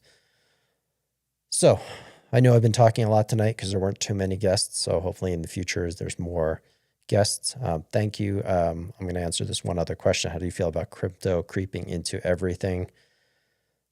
I've worked in the blockchain space a long time. I'm very familiar with the blockchain space and crypto. It's just another asset class. You know, the crypto pros want it to be something more. They think it's going to take over the dollar someday. That will never happen unless there's something completely catastrophic in the world. The dollar is the world's global reserve currency. That is not changing anytime soon. And if it does change, it's going to take something cataclysmic that happens to the United States in order for a digital currency like blockchain to be a currency, which it really can't even be. It can't even be a currency. So I'm not too worried about it. I think of it just like gold. It's just another asset class. You should probably have a portion of your assets in it. It's not financial advice, but Bitcoin is the only asset that's really increasing in value compared to the dollar. The dollar has lost, 10% of its value this year, but against what? Against other currencies. And that's just cyclical. The dollar's not going anywhere. It is the global reserve currency. There's no other trusted currency, and there is nothing on the horizon. You're never going to trust the Chinese currency as a global currency because they are a communist, socialist communism. They do not run by law and order. You're never going to trust this BRICS thing, this BRICS nonsense for the last 20 years. They can't even agree to shit themselves. You're not going to switch to the euro. There's too much bureaucracy there. And crypto is has a lot of promise in the future. But if the United States as a fiat currency were to go away, it's not going away because of anything just evolutionary. It's going to happen because there's something really catastrophic happens to the United States' economy. Then there might be an opportunity to be a currency that's a decentralized currency. But no one wants that to happen. I mean, China doesn't want it to happen. Russia doesn't want it to happen. United States, Europe, because governments and fiat currencies, government wants to control their own currencies, and they need to control their own currencies. So I know a lot of crypto bros, and they all have this idea that there needs to be a universal currency around the world. It's not Bitcoin. It's just an asset. So that's my thoughts on that. It's an important part of the technology in the future. Got to do away with the Federal Reserve Bank. That's a tough one as well. They've done a lot of things weird, especially, if you research the creature from Jekyll Island in the Federal Reserve. But the Federal Reserve, it's better than having a central bank controlling everything, even though there's definitely problems with it. It's also been one of the biggest catalysts for the United States and its corporations becoming the wealthiest nation in the world. So I'm not much against the Federal Reserve, as a lot of people are, because you don't want the government directly controlling it. That is a recipe for disaster, because then it just becomes a complete political tool. And that is not something that makes sense at all. I'm going to take another guest. So Nick is here because, I just got into, after that, listening to the newsroom. It sort of inspired me a little bit to talk frankly to all of you. And welcome, Nick. Hey, what's up, man? Hey, man. How you doing? I'm good, bro. How are you? Good. What generation are you, and are you American? Gen Z, and yeah. Awesome, man. I'd love to have Gen Zers on here. I say it all the time. If you're new to this account, your generation is so important to the future of the United States. So it's nice to have you guys here. Oh, awesome. Yeah, well, young people, I mean, next generation will be them sort of thing. So, Well, it's important now. yep, Gen Z. Well, every generation has to uphold freedom and liberty and the values that America, every generation before it, has had to reinforce. If Gen X, my generation, Gen Y, and Gen Z don't do something, you're going to have less opportunity, as you probably realize that your generation has the least amount of opportunity out of any generation in history, meaning you have less ability to be successful in life than prior generations. Oh yeah, big time. All my friends, losers, if they don't go to school. Not to dog on people, but Yep. I mean, that's just how it is, right? And man, it's messed up. I mean, not enough people are engaged in the process, and talk to my friends.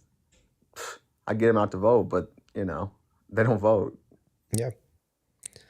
Are you feeling like more and more people are voting, or less people in your generation are getting involved in politics? You know what? I think it's like kind of like everything, right? You got a lot of people, you got a number of people who are fired up, but a good amount who are just completely disengaged. I don't Yeah. know the exact numbers. I presume they're probably similar to prior generations. I don't know if there's a big sway, but How many times I, have you heard a similar expression to government is the problem, not the solution? Throughout your lifetime, how many times have you heard something like that, exactly like that, or similar? How many times have you think you've heard that quite a lot. I phrase? live in Texas, and that's Republican state. That's the ethos. Like that's just that is the view of government. Don't you think how absurd that is, though? Does that sound absurd to you or not? Oh hell yeah, dude. I mean, I'm a Democrat. Like I work for my county party too, and like yeah, dude. I believe in government. I mean, Social Security. My grandmother, she was on Medicaid or Medicaid's old people, right? Yeah, Medicaid and Medicare depends on the little variations. Medicaid, no, Medicare is for old people, for the 62 and up, I think. Yeah, Medicare, and that's a good thing. I mean, people should interact with the government, and government should make life better. Where But government's basically the enemy. capitalism fails. Isn't government the enemy? Well, that's what the rich say. The rich or the Reds? The rich. The rich, yeah, that's Yeah, right. rich and corrupt. Yeah, and they get all these like dumbass conservatives to walk with them. I mean, it's look at my PFP on my profile. There's a Matt Krause. He's my county commissioner in Tanner County, Precinct 3. And then you may know this gentleman, Robert Morris. I don't. Oh well, he just pled guilty to indecent exposure to Cindy Clementshire when she was like 12, and he'll have 10 years. But he only do 6 months in county, then 9.5 years probation. Oklahoma. Wow. Was he one of the religious types too? Oh yeah, he was a pastor. Oh, Gateway yeah. Church, biggest church in North Texas. Right here, in my literally one town over, South Lake. Yeah, and here he is with my county commissioner and state rep for 10 years. Astonishing, right? Spiritual advisor to President Trump in his first term. And exposes himself to a 12-year-old. Well, that's what he pled to. I mean, it's full grape. So Oh my goodness. yeah, Wow, that's wow. the accusation. So and the bill to basically, because she signed like a non-disclosure agreement in Texas, and when it came to like SA, they changed the law because it used to be, I don't know if it was I forget what they did, but they passed this bill, Cindy Clementshire Act, unanimously. Democrats, Republicans, everyone turned on this dude. But I mean, come on, here he is, county commissioner, spiritual advisor to the president, who just happens to be, best friends with Epstein. Like, let's be serious. Like, this is outrageous, and no one cares. And yeah, I mean, I hate it, and we're in the minority, but fight the fight. Yep. Well, it's when you think about it, critically and you wonder, like, okay, so you have all these people on a certain side that have talked about, I think, remember the Hunter Biden pizzeria perp thing that was going on there. And so many people on the right can't stand, obviously, something that happens with young people, what starts with a P, and Epstein Island and things of that nature. And yet, when something happens, which it does constantly, those same people are constantly protecting one another. Yeah, because they're all Republicans. I mean, that's what they do. I mean, that's what they do. I mean, come on. I Yeah. mean, that's just how they play their game. Yeah, it's cynical, but it's not untrue, right? It's definitely true. That's just how it is. So, I mean, if they want to own it, own it. You want to walk around, own it. That's your boy. There's a big fight in my school district because this right wing PAC took over a few years back, and we were able to defeat them this May because they tried to split our school district, and which you've never heard of, right? Because that's insanity. The new district would be 85% white. My district would be 51% people of color. So you could see the implication, right? Mm-hmm. Also wealthier, all that sort of thing, elitist. What was I going to say? Oh, this guy, Robert Morris, he endorsed all the people we defeated. I mean, we're battling people like this, and it's just like, and they spend a whole lot of money. We just hit more doors. We're just, we do it, right? And man, I don't know. I assume you bring people up, you talk both sides, but you know what? We're fighting this shit, and because what they did to our district is terrible. They've rent the finances, it's a whole mess. They're bad in government. They're horrible people. If we win, I mean, I say redraw the maps. Never again. Full California. I mean, they redrew our maps here in Texas. They did our county commission too. Take the map, draw them out. Never again. Never again.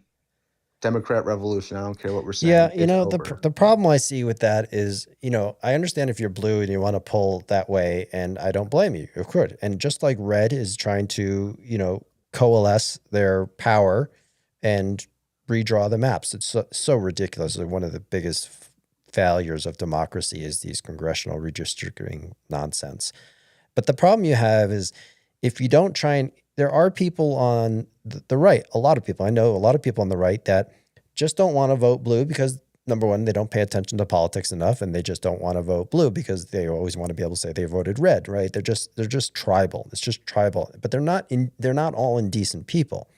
There's a lot of very decent people that at least, they could have some racism, who knows, but overall, there's a lot of decent people.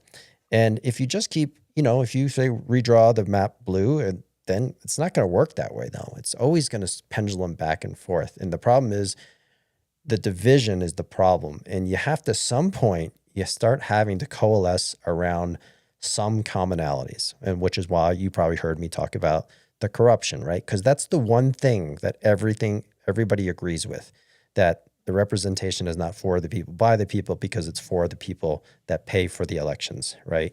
And you could view your blue side as being more noble or more on the right side of history and more backing humanity and human rights and all those things, which I would agree with you with. But the problem is, the long term is you just keep making the factions and the division deeper and deeper. And that doesn't lead to anywhere good.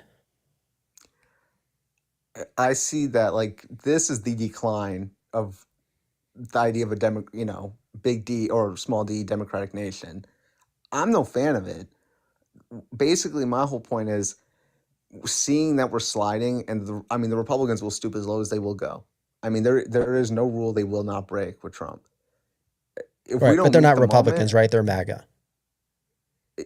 you know what? They've taken over. I mean, That's right. They I have. get that. I get the point. It is where it is. I mean, it's like golf. You play where it lies. I mean, this is where it is. And if That's true. I understand the pendulum will swing, but think about. I saw this graph the other day. 1970 states where gay marriage was acceptable public opinion. It's like 1% every single state. 1970. Today, 85. Pendulum does swing, but with these more liberal reforms, I would say. Gay marriage, interracial marriage, stuff like that. Um, you know, I mean, look at it now. Look at Virginia, right? You have Winsome Earl Sears, right wing Republican, black woman though. Democrats ran a black woman for president. That was unheard of, right? That was seen as so progressive. Now, that's a fixture of the right. This was the idea, MLK envisioned. This is civil rights brought this about. There are legitimate steps that democratic presidencies have taken in American society that have brought us to a better spot. I understand that the pendulum will swing, but the advancements we can make in garnering a majority and being able to govern far will withstand our political power. And that's the advancements I'm talking about. Well, what oftentimes will happen though is when you get this kind of division between groups, and especially when religion gets involved, and you start to think authoritarian, is that the sociopaths and the psychopaths, one or the other, whoever they are, the fascists, end up, and in this case, it could be corporate monarchs, it could be the Christian right, could be other factions as well. The problem is when they ultimately take democracy away, then you don't have any of those liberals. So you're not moving the pendulum. You actually lose all your liberal protections and democracy altogether. And that is a very real threat. So you're fighting the good fight, but when you constantly tug a war back and forth, eventually it comes to a tipping point. And humanity and human history has shown that tipping point, because democracy is a very new thing in humanity, relatively speaking, that usually the people seeking power and the people that wield that power to oppose any political opposition usually take over. And I don't want to be a Debbie Downer, but that's what happens. We're facing MAGA. We're facing Trump. I mean, I get that. I mean, I have the same ideas, right? I mean, same qualms with the whole, like, okay, we're going the full shebang. But, this is where we are. I mean, I would have never thought we'd got here, but hey, Right. I mean, Yeah. there's crazier people out there. They think, full on revolution, but it's like, no. It's, Yeah, they want to burn the whole house down, right? And think of that. Yeah. They think you're actually going to rebuild a better house. It's absurd. Like that'll never Yeah. happen. The only reason you're able to build this house in the first place is because it was a relatively clean slate on the 13 colonies, and it was a small population, and they wanted to do, and you had some brilliant people that wanted to do something completely different.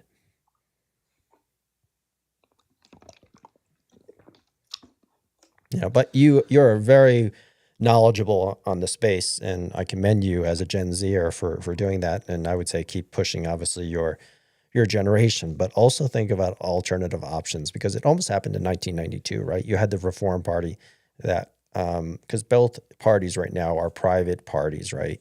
And they don't necessarily put together the best candidates, not by any long shot. And they have influences from special interest money that influence them just as well. And that if we ever truly want to get back to real representation for the people, by the people, I just don't see it happening on either the red side or the blue side. Well, you guys take back money. It's not just AIPAC, right? There's hundreds of special interest groups. This is the thing, right? AIPAC, yeah. They spent a lot of money, got a lot of influence, but I don't know. I got no really issue with it. I know a few people who, work for them. Great events. Absolutely. I mean, just 10 out of 10. But, no, the Heritage Foundation is much more dangerous with the Project 2025. Well, yeah. Well, that's just right wing, right? Like they're going to do their right wing packs. We have our left wing packs. I mean, that's just the game. I mean, post Citizens United. I mean, that's just how it's done. Yeah, it's true. It's a dangerous game. It doesn't lead to nowhere good. Well, no. I mean, yeah, that's the main problem of our politics. But I mean, there is no winning here. I just don't see.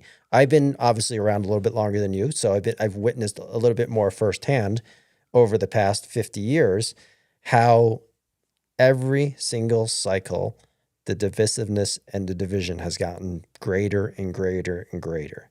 And how do you turn that around? Because it cannot succeed if it continues. There has to be a tipping point. There is a boiling over point where there's no coming back from. Oh, we've already passed that. I don't think so. I think we're close. Oh no, it's over. You know what? This might shock you. I used to be a Trump supporter till January 6th, and I'm not just saying that. Like, Hmm. I mean, I still have my MAGA hat. I mean, I mean, Trump was my guy because he was just. I mean, I've only known Trump politics. I remember Obama. He's my first president. I remember 2012. Um, and I was always. I mean, even since a kid, like generally, like I guess you would say liberal-ish, because people bring up stuff about Trump, and I absolutely despise. But Trump, there was just something about him, right? The populist thing. Like I like Bernie too. I mean, it's just they get to a core that other politicians don't. And the thing is, I mean, I- I'll say this: I'm into dirty politics. You stoop lower. I love Roger Stone. I mean, he's terrible, right? But Mhm. like as a strategician, like just respect for the game, amazing. Paul Manafort, same thing. They colluded with the Russians to win an election. I mean, that is, I mean, it's treason, but I mean, hey, if everything is winning, if if that's what matters, right? Because your policy is so good, you'll do anything to win. I mean, Kissinger and Nixon undermined in '68 to win with the peace deal in Paris. I mean, and I'm a Democrat who loves Henry Kissinger. I got like 3 books from him. Um, it's just if winning's everything. I mean, that's just how it is. I mean, I don't know. That's not though. I've Winning. only See, known that's politics yeah. post-Trump. That you're just thinking winning is everything in terms of politics, but when anyone tries to win everything, you're actually always losing. Compromise is winning. It's always winning. If you have a boyfriend, girlfriend, you have a relationship with your parents, you have any relationship with your bosses or any group of people, if you're not compromising, you're losing. If you're always trying to win an argument, you're losing. It's just a fact of your life in terms of individual lives, you're losing. You're always losing without compromise. This effort to win or to have as much money as possible, that's winning. Even the people who are super wealthy, they're not winning. They like to portray they're winning because they have so much money. They do have tremendous financial freedom, but it doesn't mean the rest of their lives they're winning. They usually die lonely and unhappy and without spouses or family that speak to them. It's very common. That's not winning in my book. And so when this American obsession of winning or being the richest is always leads to losing. Always. Winning in life is about relationships. It's about your society. It's about your well-being on a day-to-day basis, physical well-being and mental well-being. And when we're fighting about politics and we're always talking about you got to win, like Trump said, well, it's going to be so much winning. It's always losing. That's reality. I agree. When it comes to like relationships, absolutely. But when you see people like Mr. Krause in my photo, these are the people we face. Yeah, there's no compromise. I mean, they just drew out our seats. I mean, and they say they did it purely to save themselves. I mean, that's their argument in court. Yeah, It's like partisan. Okay, well, if this is, I mean, they are punch, spit in your face. Okay, we can't just have the handout all the time. Well, I mean, we're going to get dragged into the corner, which we already have. I mean, politics is just different. I mean, it's organized or it's nonviolent violence or whatever. I forget what the quote was, but as a comment there's a comment from Sassy Girl. I just want to point out, Sassy Girl, thanks for your comments. You added some great perspective the other day, and I see your comments here. If you happen to be around and you want to jump in, please do, because I do like your perspectives. So anyway, go ahead, Nick. I see you're talking about the government shutdown. Yeah, I don't think we should. No deal in the Senate. I mean, they obviously caused this, right? And this is even a right issue. This is why they're going to lose this battle, because there's healthcare that the people on the right don't want to lose their healthcare subsidies. Obamacare is popular with even most people on the right, or a majority of people on the right, and their prices are going to go up. So, you know, Yep. they're shooting themselves in the foot in this case because again, there's no compromise. The Democrats just wanted to negotiate, right, a longer term deal with subsidies and so forth, but there's just no, you know, we're not going to do it. This started. Well, You probably don't remember this, even though it's not. Well, maybe you do. Maybe from reading, is the Tea Party when Obama was elected, and they said basically oh, yep. there's no more compromising. Their only goal, our number one objective is to make sure he doesn't get reelected. We will not do anything to help him or America in any respect. Basically, it's just complete shutdown, no more. That wasn't Tea Party. That's Mitch McConnell. No, that was the Tea Party in No, you just 2008. quoted Mitch McConnell. No, that was a Mitch No, McConnell quote. Mitch said You it just as said, Mitch said it as well, but it was forced on him by the Tea Party. Who else was it? Additional to Mitch. Mitch wasn't the only guy that said this. It was like basically the Tea Party's mission, I believe. yeah, but that's the Republican Party. I mean, this isn't just fringe. This is the opposition. I mean, Yeah, it's been like this for over a decade, even before Trump. I can't say you're wrong. You know, it's just Remember, shameful. he's even well, Trump was coming in, but even before Trump won the nomination, he was Mr. Eric Cantor. No, he didn't. You know what's funny about Eric Cantor? He was my rep. I used to live in Virginia. He was my rep, highest ranking House official to ever be primaried. He was How old are majority you? leader. How I'm old are you, 21. Nick? 21? Yeah. You seem to be much too knowledgeable about individual politicians to be 21. Oh, I love politics. Dang. All right. You know, it's Sorry. funny. I was born in Ohio. My house rep at the time when I was born, James Trafficant. If you remember him. Yeah, I do. Yes. Yeah. Jesus. Wow. You know, I forgot more than I remember. That's for sure. So, but when I hear the names, I do have some memory of them. Yeah. Cantor definitely James. said, Sassy Girl says, Cantor definitely said the whole objective was to make sure they didn't pass any policies. Yep. 100%. 100%. But Cantor ended up getting primaried by a professor from Randolph-Macon. He was a Tea Party, and I remember this. I remember it actually quite well because I used to play Little League baseball, and there was a gentleman who lived next to the fields, and he used to put up these Tea Party signs, and like once a month he would switch them out, right? And they were like these big billboard type, and all this Tea Party stuff. And I remember that was the first time I ever engaged with politics, and I remember thinking like, what is this? And I remember being like so interested, and that's how I kind of became a Republican until January 6th, and then I was like, oh, this is I'm out. Yeah. Interesting. Hey, Sassy Girl, how are you? Hey, I'm good. How are you guys? Yeah, good. I love hearing your perspectives, even though I think we've only met once on the show, but I remember it was very insightful. Yeah, definitely. And I'm very proud of Nick for being such a young, fine gentleman and being as knowledgeable as he is about politics, which I think is great. The only reason I started to comment is because I was thinking about I have 3 sons and they're in their early 30s, and I've had to really go through a process with them because they were very much like what Nick said. It's all about the winning and kind of liberal tears and owning the libs and all this stuff. And I was trying to explain to them, like, if you don't have, like you said, compromise in life, we're never going to get anywhere. And this is not America. We have to do better, right? So I think if we just take a step back and like I said in the comments, if that's why we have a shutdown right now, because there is no compromise. And that's what Trump is. He's just, boot on the neck, make you do what I want at all costs. And it's wrong. It's wrong for our country. It's not what we stand for. And it's even worse that they cloak it in a flag and a Bible. I mean, that makes it even worse because it's anti-Christian, like, for sure. I mean, I don't know if you guys agree with that.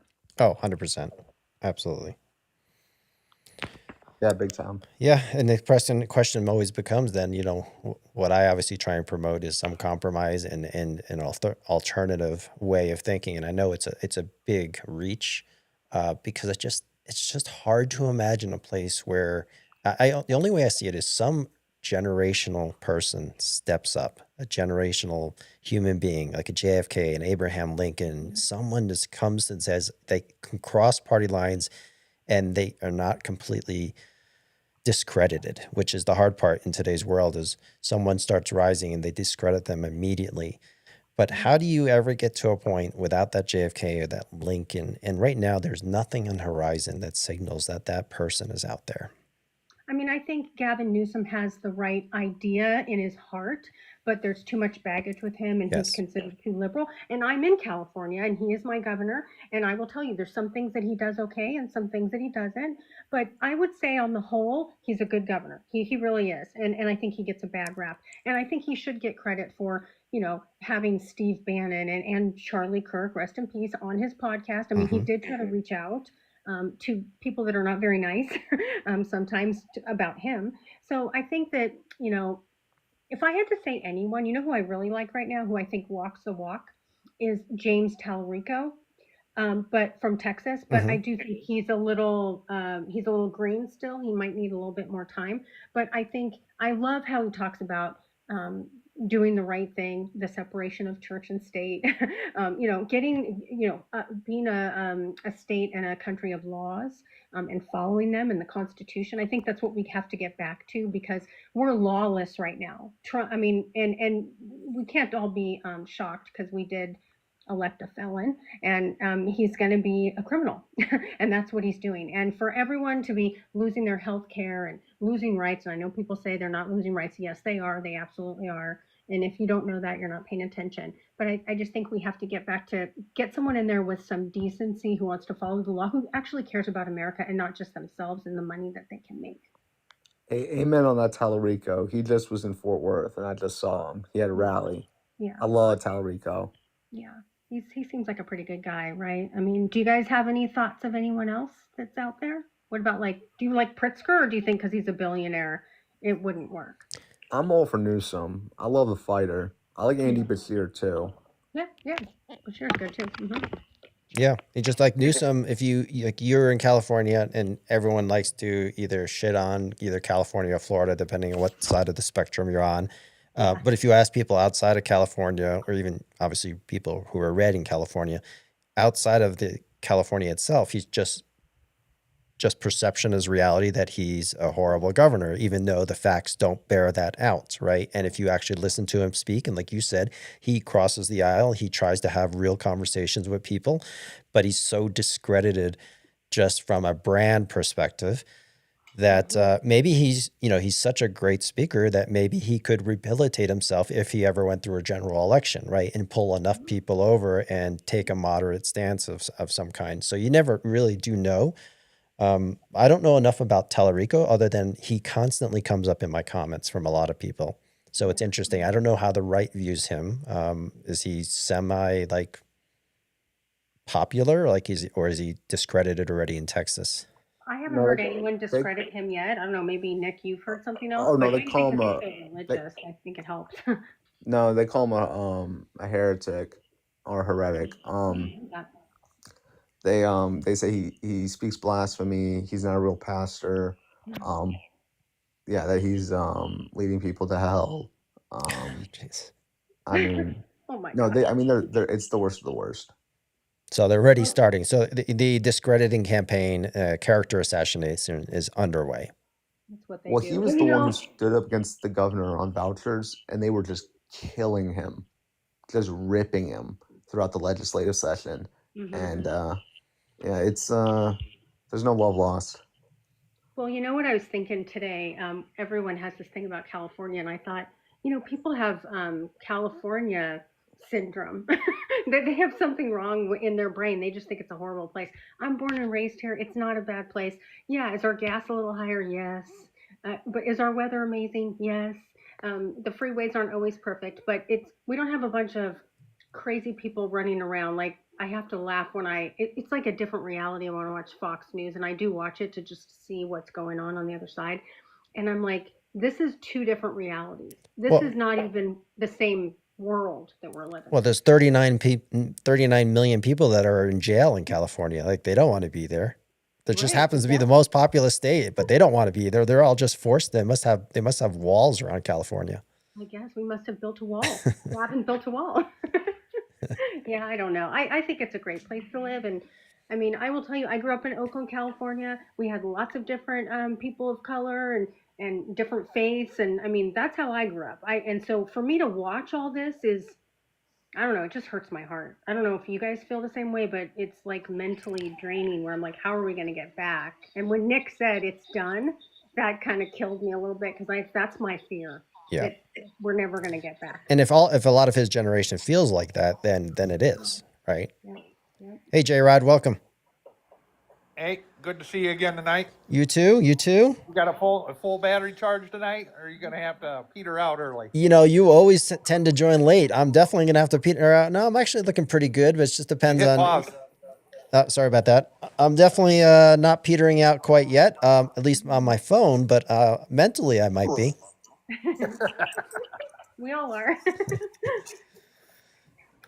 Yeah. So J Rod, you want to join the discussion, or you just want to hang out and listen? Well, I'm trying to get up to speed. I seen you a little earlier. I meant to stop by there, but again, I ended Oh, up you got caught up in the doom scrolling on TikTok. Yes. Yeah. Doom scroll to the end. No, we're just talking about, obviously, Nick here is very knowledgeable on a lot of candidates, and he used to be a Trump supporter, and now he's basically supporting the blue side, and he basically thinks it's a zero-sum game, winner take all. And I don't view politics like that or life like that, because that's just that's not, trying to win all the time is not winning, it's always losing. So Sassy and I are trying to hopefully instill a little bit of maybe, I don't know, maybe a little less doom and gloom and a little bit more like, hey, we need to figure out solutions for all Americans. It does seem like there's a lot of people. It's a winner. It's I'm voting straight red or I'm voting straight blue. It seems, and I could be incorrect, but it seems quite a bit more predominant on the blue side, where As a pure independent, I don't see that at all. I think everyone in blue would say the same thing about red, and if you lean red, you're saying the same thing about blue. And I think this is the ridiculous game that we're all playing, blaming one side or the other. They're worse than we are. It's a sports game, right? It's a team. That's all this is now. well, the old slogan, "Blue, no matter who." I could be wrong. I said it's just I tend to scroll through opposition more than I do my own side. But I do a fair amount of listening to my own side. But I mean, I spend most, like if I'm listening to the radio, I try and listen to opposition. If I'm watching the news, blah, blah, blah. And it seems, don't get me wrong, there's straight red ticket people out there. I tend to pull a pretty straight ticket generally, but I do go off the straight red ticket. I even had a friend that ran for sheriff that was a Republican, and I voted for the Democratic sheriff in my county because I felt as though he was the better candidate for it. Even though the other friend of mine was, he was my friend. So, yeah, Sassy, what were you gonna say? Yeah, I'll tell you, I'm a lifelong Democrat, and I will say that when Obama first came on the scene, very impressed, but I thought kind of like James Talarico, he maybe needed a little bit more time to cook. And so I thought McCain, right? He's a, he's a war hero. I lived in Arizona at that time for a couple years, and he was our senator, and I loved him. And I was going to vote for him because I thought, you know what, he has the character to lead this nation. I wasn't quite sure about Obama just quite yet. And when he picked Sarah Palin, that put the nail in it for me because I'm like, that was a lack of judgment. And I can't vote for you. And then I went with Obama, and I'm really glad that I did because I think they turned out to be wonderful for our country. I know some people don't think that, but there was never any scandals. He never really stepped in it. He tried to do the best for our country. And what I respected most about him is he said, whether you voted for me or not, I'm your president. And I'm going to do what's best for everyone, and I'm going to be there for you. What I hear now from Trump is very distressing to me. When he calls everyone on who didn't vote for him the enemy within and a terror person, and that we basically, I mean, it is inciting violence to someone like me who has a kind heart and who would never hurt anyone.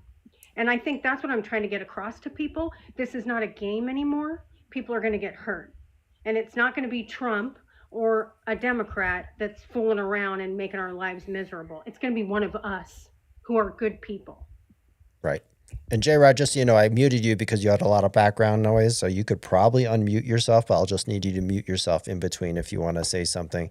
Okay. I did have someone, they got me angry last night in the live that, again, as a staunch independent and would like to see, a third party or some other options, is that someone actually had the gall to call Obama a fascist yesterday.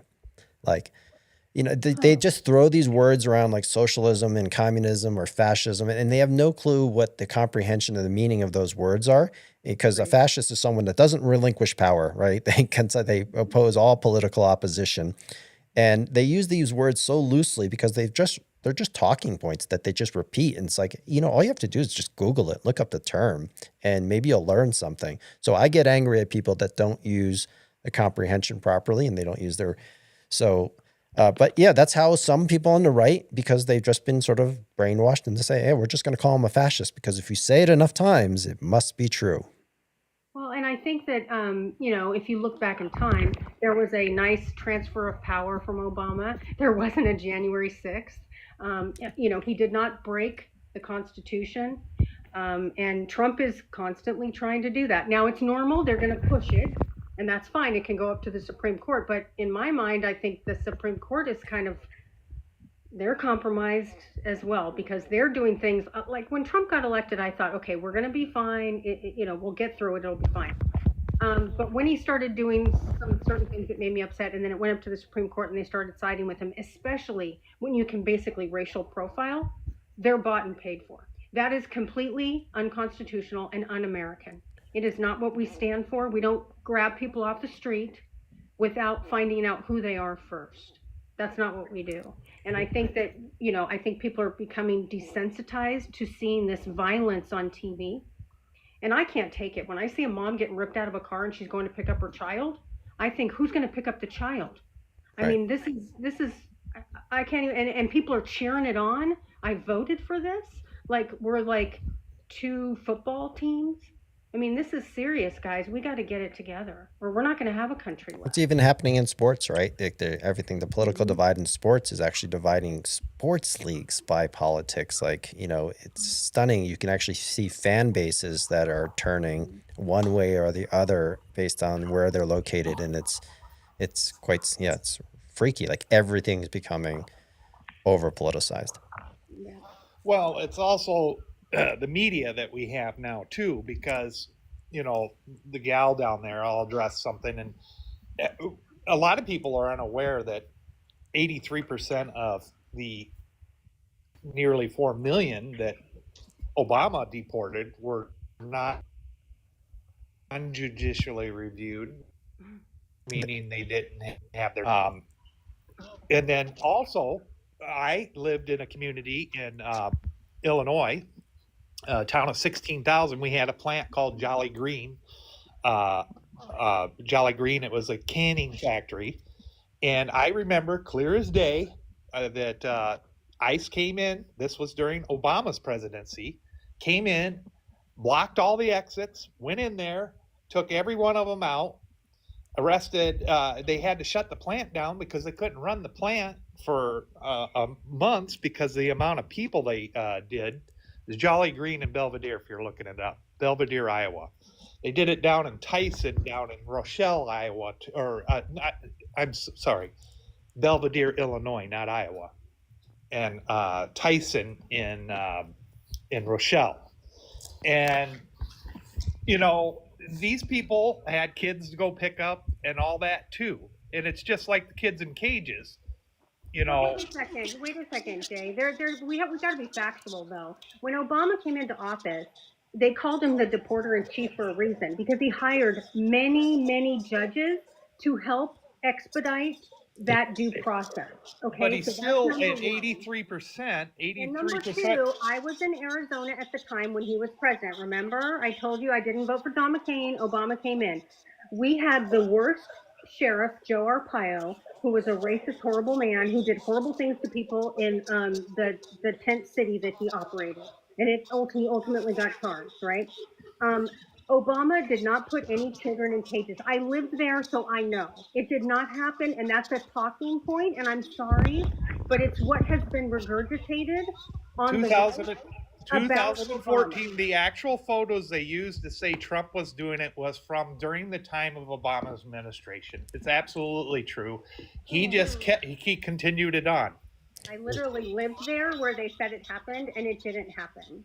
I don't want to switch gears too much, but Sassy and TK, this is what I'm talking It about. did happen. The Well, I lived in the photos. state. I lived there, and it did not happen. The photos, they'll even have to admit it. The photos that they use to say, look what. Why do you believe anything that they tell you, though? Why do you have this blind faith? Why do you? I lived there, Jay. I lived in the state, Well, and look it at wasn't happening. Google it. Google But it. I lived there. I don't need to Google it. Even in I lived CNN. it. It wasn't but just Jay, it you're wasn't a talking about single a state. picture. You're It wasn't a defending single a state that they were picture. separating children You at. are defending a picture. I am defending an experience that I had in the state of Arizona Oh, where so they you were said allowed they into an ICE facility? You were allowed into it? Did you tour that ICE facility? No, All right. I did not tour an ICE facility. So what picture are you going off of then?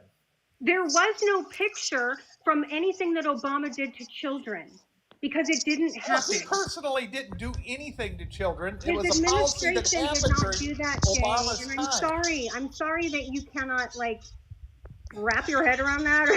But I lived there, so I know.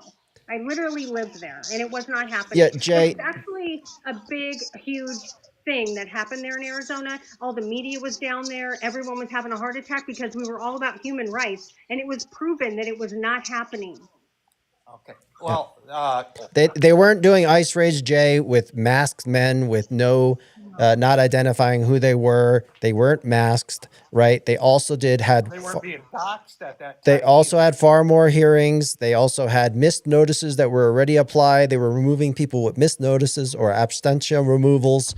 And it was much more you're right, it's not a full judicial process, but that's not what the immigration process is about. It's about having hearings. And they didn't all have hearings, but they all had. Non-judicially reviewed, which means no hearings. Not like what's going on now. Not like what's going on now. Yeah, and I don't even know why you're trying to make that argument. Is I know. it just why are we? By the way, that happened in Texas. The kids in cages. But why are we? We're America. Why are we treating people with no humanity, Jay? How can you defend it? I'm just saying that we're hyperventilating and clutching our pearls. No. This has been happening in administration after Stop. administration. It doesn't matter if you think, even if it was, let's say you believe it's Obama as well. You're just saying because Obama did it, it's okay that now Trump is doing it? That's not at all what I'm saying. I'm just saying that everybody's clutching their pearls now because the media has hyped it up to different. That's not that. What are you talking about? It's social media. It's Fox. Stop 1 second. Stop 1 second. The exact photo that AOC used, showing kids in cages were taken during the Obama administration. And I'm trying to look up the article. Yeah, I don't know whether to believe that or not. You have that in your head. If you could prove that, send me a DM and prove it, and we'll talk about it on the next live. But you know what? I think what we're seeing, no one is clutching their pearls. No one is overreacting. We are seeing what we're seeing. People are being. Mute yourself, Jay. The priest was literally pepperballed in the face for praying. They're dragging people out of their cars. In Portland, they're dancing around and no one's hurting anyone, and they're hitting people with billy clubs, spraying them in the face. This is not normal. They have masks on. They have masks on, right? But you know why they have masks on? It's not because they're going to be doxxed. It's because they're J6ers. That is why. Most of them are J6ers. Now we're getting into conspiracies. No, it's true. Oh, it's totally true. It wouldn't be a far reach. 1,500 of the J6ers got jobs at ICE. It's totally true. What conspiracy line are you on? I'm not on one. I'm paying attention. My eyes are open. Well, yes, I see that. Well, J6ers have faced no penalty for J6ers, right? They were all released and pardoned. So, Come They on. were pardoned. You can't say they didn't suffer anything. Most of them spent 2 years or better in Yeah, and then prison. they were pardoned and now basically said by Trump that, hey, we're sorry, you shouldn't have been jailed in the first place. We're going to give you a pardon. That's not serving I their. didn't agree with that. Hey, I didn't agree with it. I think that there may have been some, like there was a lady that, just kind of got pushed in with the crowd. I don't think she should have spent prison time. But there were people there that I don't agree with everything Trump does. I didn't agree with him pardoning a blanket pardon. I Right. didn't. I didn't at all. See what you're defending though. So you're just arguing though, from what I see. I don't agree with January 6th, what happened on January 6th, period. But I want us to start arguing as Americans and what's decent in terms of humanity. How should we be treating people? Like, how did we treat World War II vets in the Geneva Convention? We were different because we treated them based on a convention, right? And now we're treating people with no humanity. And if you believe that the same thing happened with Obama, I would say that it would have been wrong just as well. We are the United States of America. There is no reason, none, that the greatest, most powerful, richest country in the world that is supposed to stand on values of life, liberty, freedom, law and order in all these aspects, that we should ever be treating anyone like that. If you need to deport them because they're illegal, there is a right way to do it. This is absolutely not the right way to do it. And if you think that Obama did it the wrong way, then that's fine. It should have been the same thing. Like this, you need to agree that if you don't agree, then I don't understand how you can sit there as a decent American. If you think yourself as a decent American, how you can justify what's happening now just by saying it also happened then. It's a false argument. Like all we're asking as me as an independent and wherever Sassy stands is just treat people with some common decency. And we're arguing the same shit. Just because you lean more red and maybe Sassy leans left, you're arguing just to argue with other Americans, and you're not standing on any sort of integrity or moral values. And that's what I would just suggest to you is you're defending this administration because it's maybe your tribe or closer to your tribe, even though you say you don't agree with everything. That's great. So that means you're open-minded. Continue to be open-minded and just. It's not that hard to call things a spade. But I can't allow. This is what's happened. Well, it wasn't the same. When Obama was putting kids in the cages, it wasn't the same. Here's an article from USA Today. This is not a light reading one. But it exactly says what I just told you about the photos, and it happened under the Obama administration. All right, send me the article. DM me the article, please. Because of her lived experience, which she's never been in one of these facilities by her own admission, and yet but this is a sticking point, and this is why we can't have a legitimate argument, because we don't use the same standard or the same litmus test both ways. The minute you bring up something Obama or Biden did, we're not talking about him. We're talking about this. Okay, so can I say something? Yeah, I want to say this. It is different for many reasons. Mute Obama yourself, did Jay. not have an alligator Auschwitz. We didn't have people standing outside of a sign with alligator Auschwitz signs on, pointing to them, reveling over thinking that an immigrant might get eaten by a wild animal. We have become deplorable as a human society now. It's all about making people cry and owning the libs and all. None of this matters. All that matters is me and you and you. We need to come together and stop this. And this false equivalence of cages or setting up a center for processing, he did try to do things in a humane way. I know you don't want to believe that because you don't like him, but what I'm telling you is my lived experience. I didn't have to go there. I saw what happened in my state. He hired more judges so we could get more due process going through. They set up detention centers. They had to put something in there to have people in a situation, but it happened quickly. So they weren't in there for 3 weeks like alligator Auschwitz, where they had one bathroom to 35 people, and they didn't have showers for a week. There are inhumane treatment going on for people that literally had a misdemeanor. This isn't even a crime. It's a misdemeanor. to come into our country? And why are we only focusing on the people that are not the color of a paper towel? We do have other borders and other ways that people get in here, but we don't do anything about that because they're white. A misdemeanor is a criminal offense. No, It's not to the point of this. Look it up. But it's not to the point of this where they would have to be pulled out of the car and sprayed with a pepper gun. The first offense of crossing the border The could be inhumanity, it's just could be gross. a fine and a year incarceration. It just never was exercised.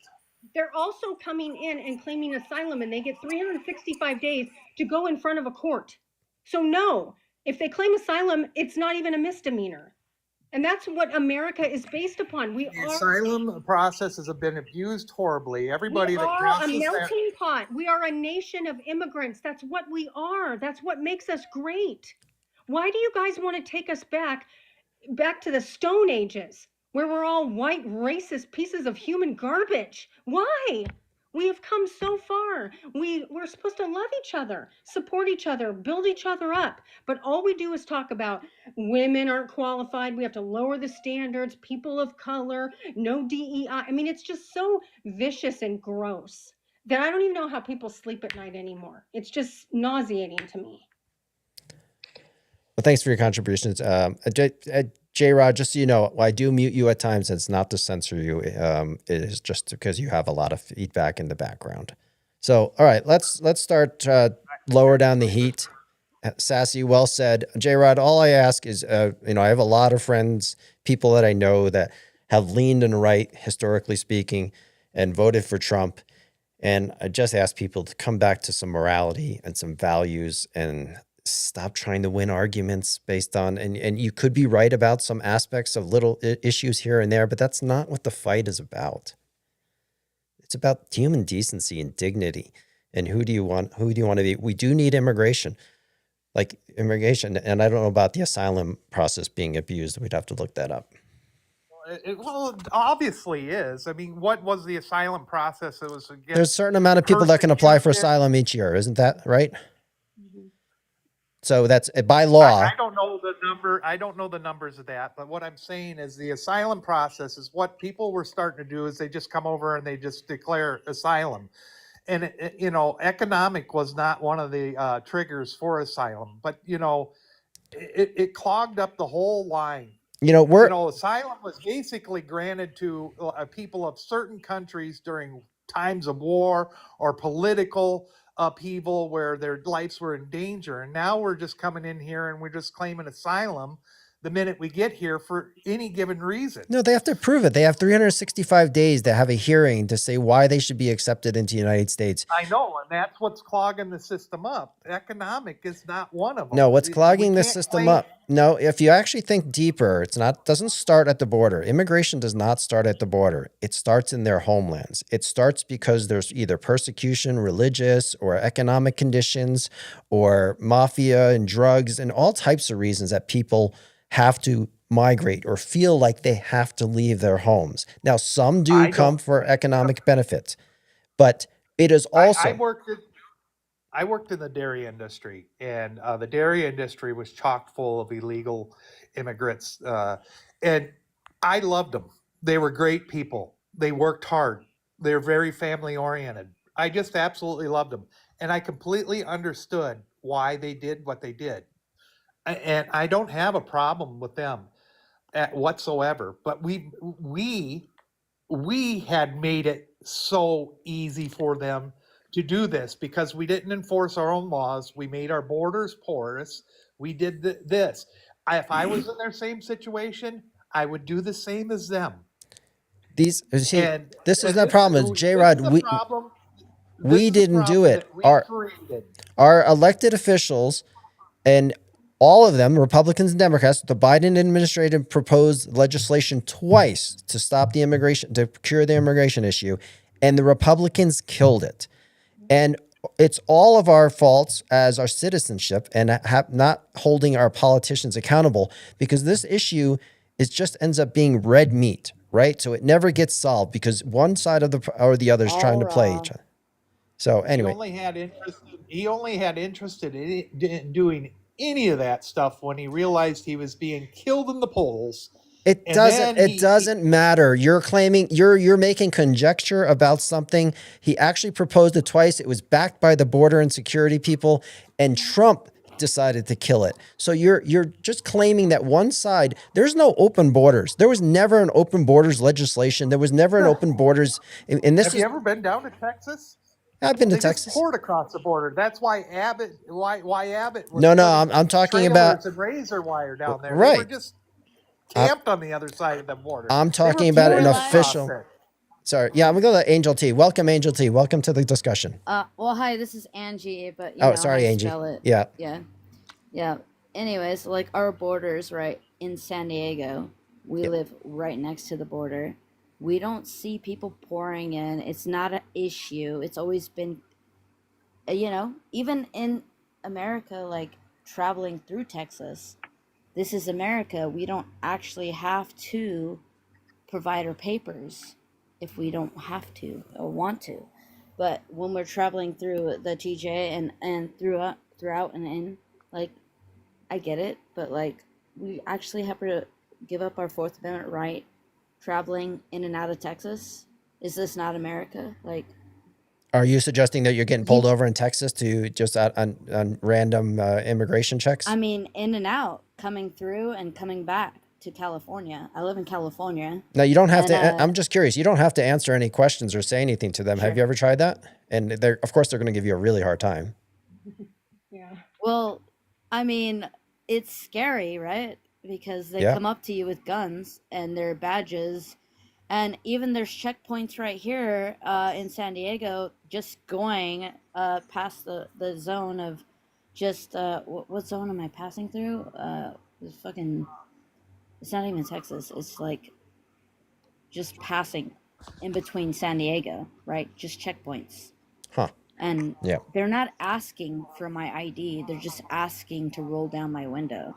I think it's And legal I'm within thinking, 100 miles of the border to have these immigration checkpoints, right? It's not that you don't have to answer things, and they'll obviously pull you over and try and yeah, you can really. pull over to the side and they can ask you Right, some and more they're basically questions. prohibiting your ability to travel freely, Right. which that's And I illegal. can argue these facts in the court and all this, but it's also like a money grab, and You got also to do like it at the maybe do I airport have the too, though. time? You have to So do it's what at the it's airport?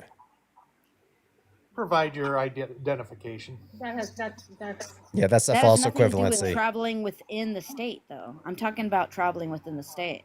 That's all We're something we giving agree. away. We agreed to do that as air travelers for safety. We all agree to do that. But in our country, when we start to give up our freedoms, like what she's talking about, then that's when we have a problem. Because then it starts the slippery slope. It's slowly shipping. Didn't you just Is hear my that Pam Bondi gave all of the Pew Pew records over?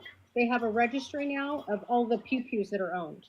And I really want to know what MAGA's going to say about that, because are they coming for the Second Amendment next? Because if they really so want to do a dictatorship, there can't be, that many Pew Pews in this country.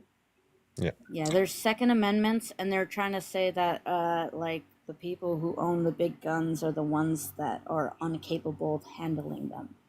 But it's like, okay, well, most people that own the big guns are either military people who were ex-military or like VA members, or people who are just really like involved in like armed military, but they don't have military like or a mental capability of even like there needs to be like people say there needs to be some sort of mental capacity for these people to own these guns. They're coming out of the military. They're not capable of owning a gun after the fact. And it's like, excuse me? If Yeah. anything, you're going to want these people on your side. Angie, what generation are you? Gen Okay, so Z, you're Gen asking, Gen Z, or millennial? so you should basically just ask for my age, because I don't even know what that means. Well, but now you will. So Gen Z is obviously up until about 28, 29 years old. If you're 29, in between 29 and like 45-ish, millennials. I'm 36, so I don't know Gen Y, what age millennial, I Gen fall Y. in. Gen Y and millennial, that's what millennial is, Gen Y. So just think X, Y, Z. Well, Right. boomers the oldest, right? And then Right. X, Y. X is the one, that's me, that no one So knows. I'm not the Z. I'm not in the Z generation. I'm not the new kids. The new No. No, kids. you're not the new That kids. was Nick No. before. Yeah. Nick was that. All right. So I thought I was a millennial. Millennial. Yes. Millennial. Yes. Yeah. I'm not that. Yes, you are. I'm not Yeah, that. Yes, that's why. Dan, Pam Bundy has run into a significant pushback on the registration. Yeah, Significant. I know. I think the NRA has called for her termination, right? National Registration Association. National Rifle I Association. don't. Thanks, I Angie. personally don't want Rifle. registration. That was I close. don't want the government knowing what guns I own. I don't think that they should. That's our Second Well, Amendment. we can agree on something. Yes. Hey, look at that. Like I said, I am a lifelong Democrat who's very chill and calm. I love my 2A. Someone comes in my house, they better think again. I don't fool around, and I'm telling you, I'm not a crazy leftist. I want people to be treated fairly in our country. I want our country to come back to what it used to be, where we cared about each other, and we didn't just have all this hate, and it wasn't, your team versus my team. I don't know if this all started with the Trump back in the escalator in 2000, whatever he came down, but I think it started before then. he's a very mean, hateful person. I think we can agree to that, especially the people that he doesn't like, and it's not boding well for our country. Well, I think it started much before that. The hatred, the division.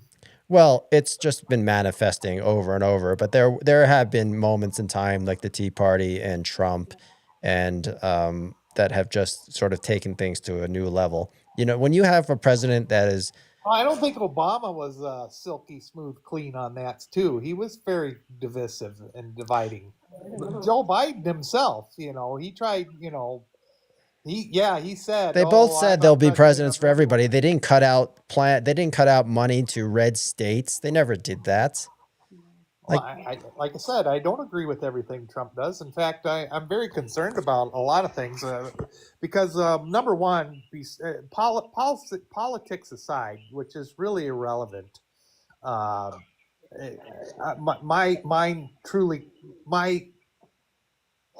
Mine comes from faith, and I think that there's no hope that this is only going to get worse, because I believe that that's what the Bible says what's going to happen.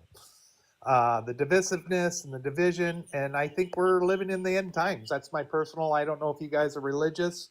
I am. I went to Catholic school my whole life, and I will tell you right now, Trump is the least Christ-like person I've ever seen in my whole life.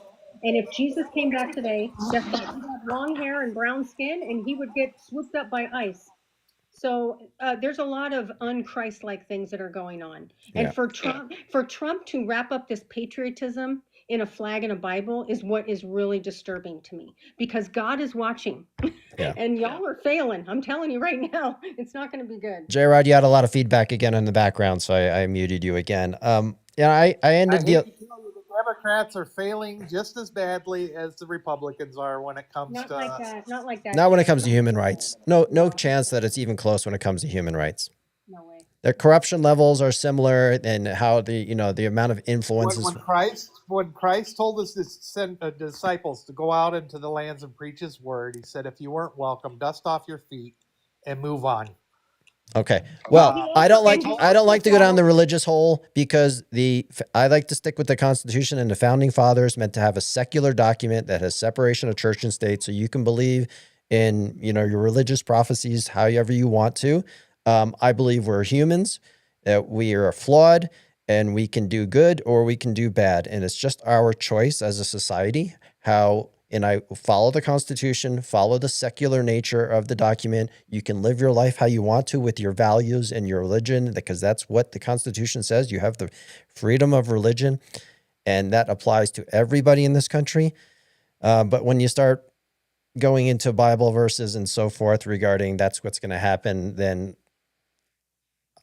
I don't know if I respect your beliefs, but you can have your beliefs however you want, but I'm not going to subscribe as someone who has kids and my life and their lives and just put it into the faith of some book that there's 2,000 different religions, there's 2,000 different gods, and you're saying that you got the best God and you're going to follow your God. Hey, more power to you, however you think about your religion, but there's 2,000 gods. So which one is the right God?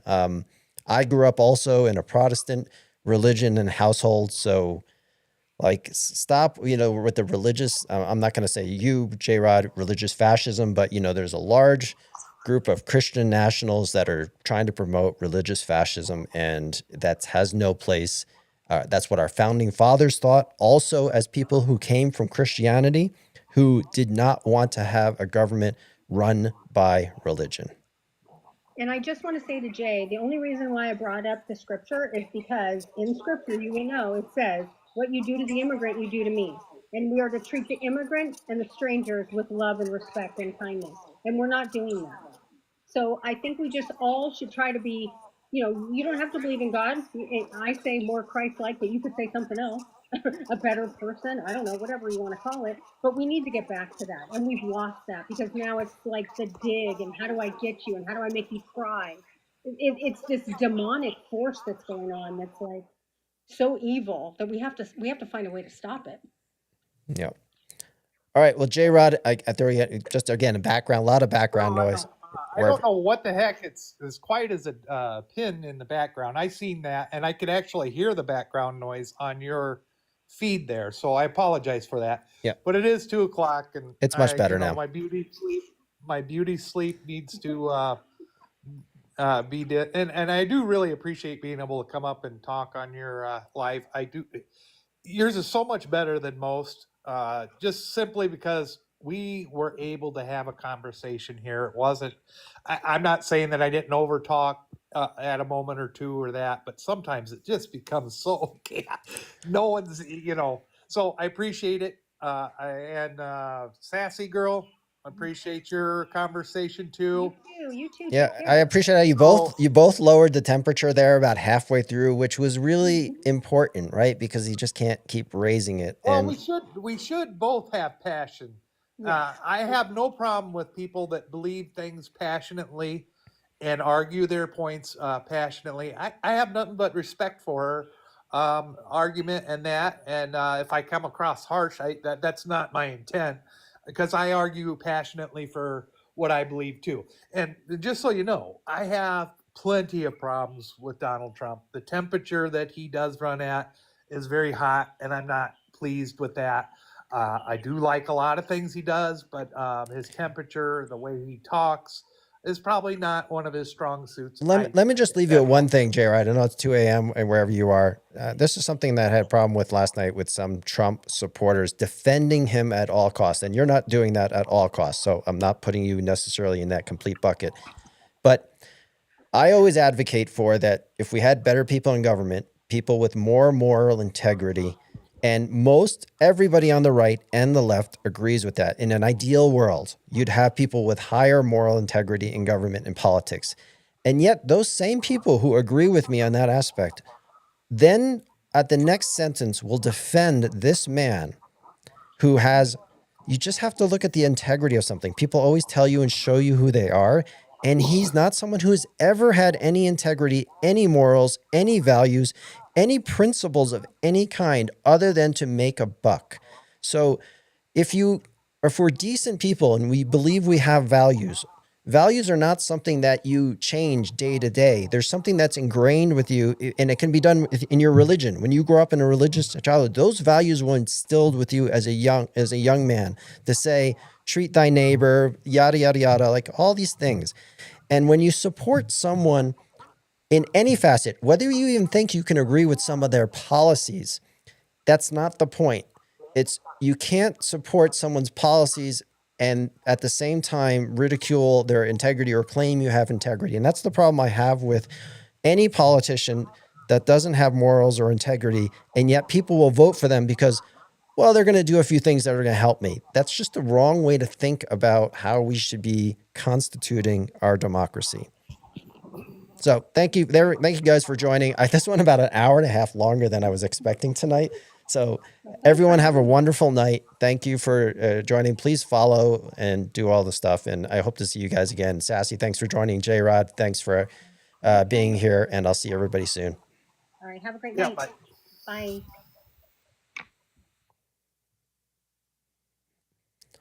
All right, so that was a lot longer. We had a pretty good audience here and it got late, so I kept it going. Please remember to follow, watch my couple of pinned videos to see where I stand, that I have a dream of doing something different in our politics instead of this constant red versus blue thing, because it's a road to nowhere. So I please hope that you guys agree that we need to understand that compromise is winning. That's the only way we're going to ever change anything. And it may take a while. So thanks again. Have a good night, and I'll see you guys soon.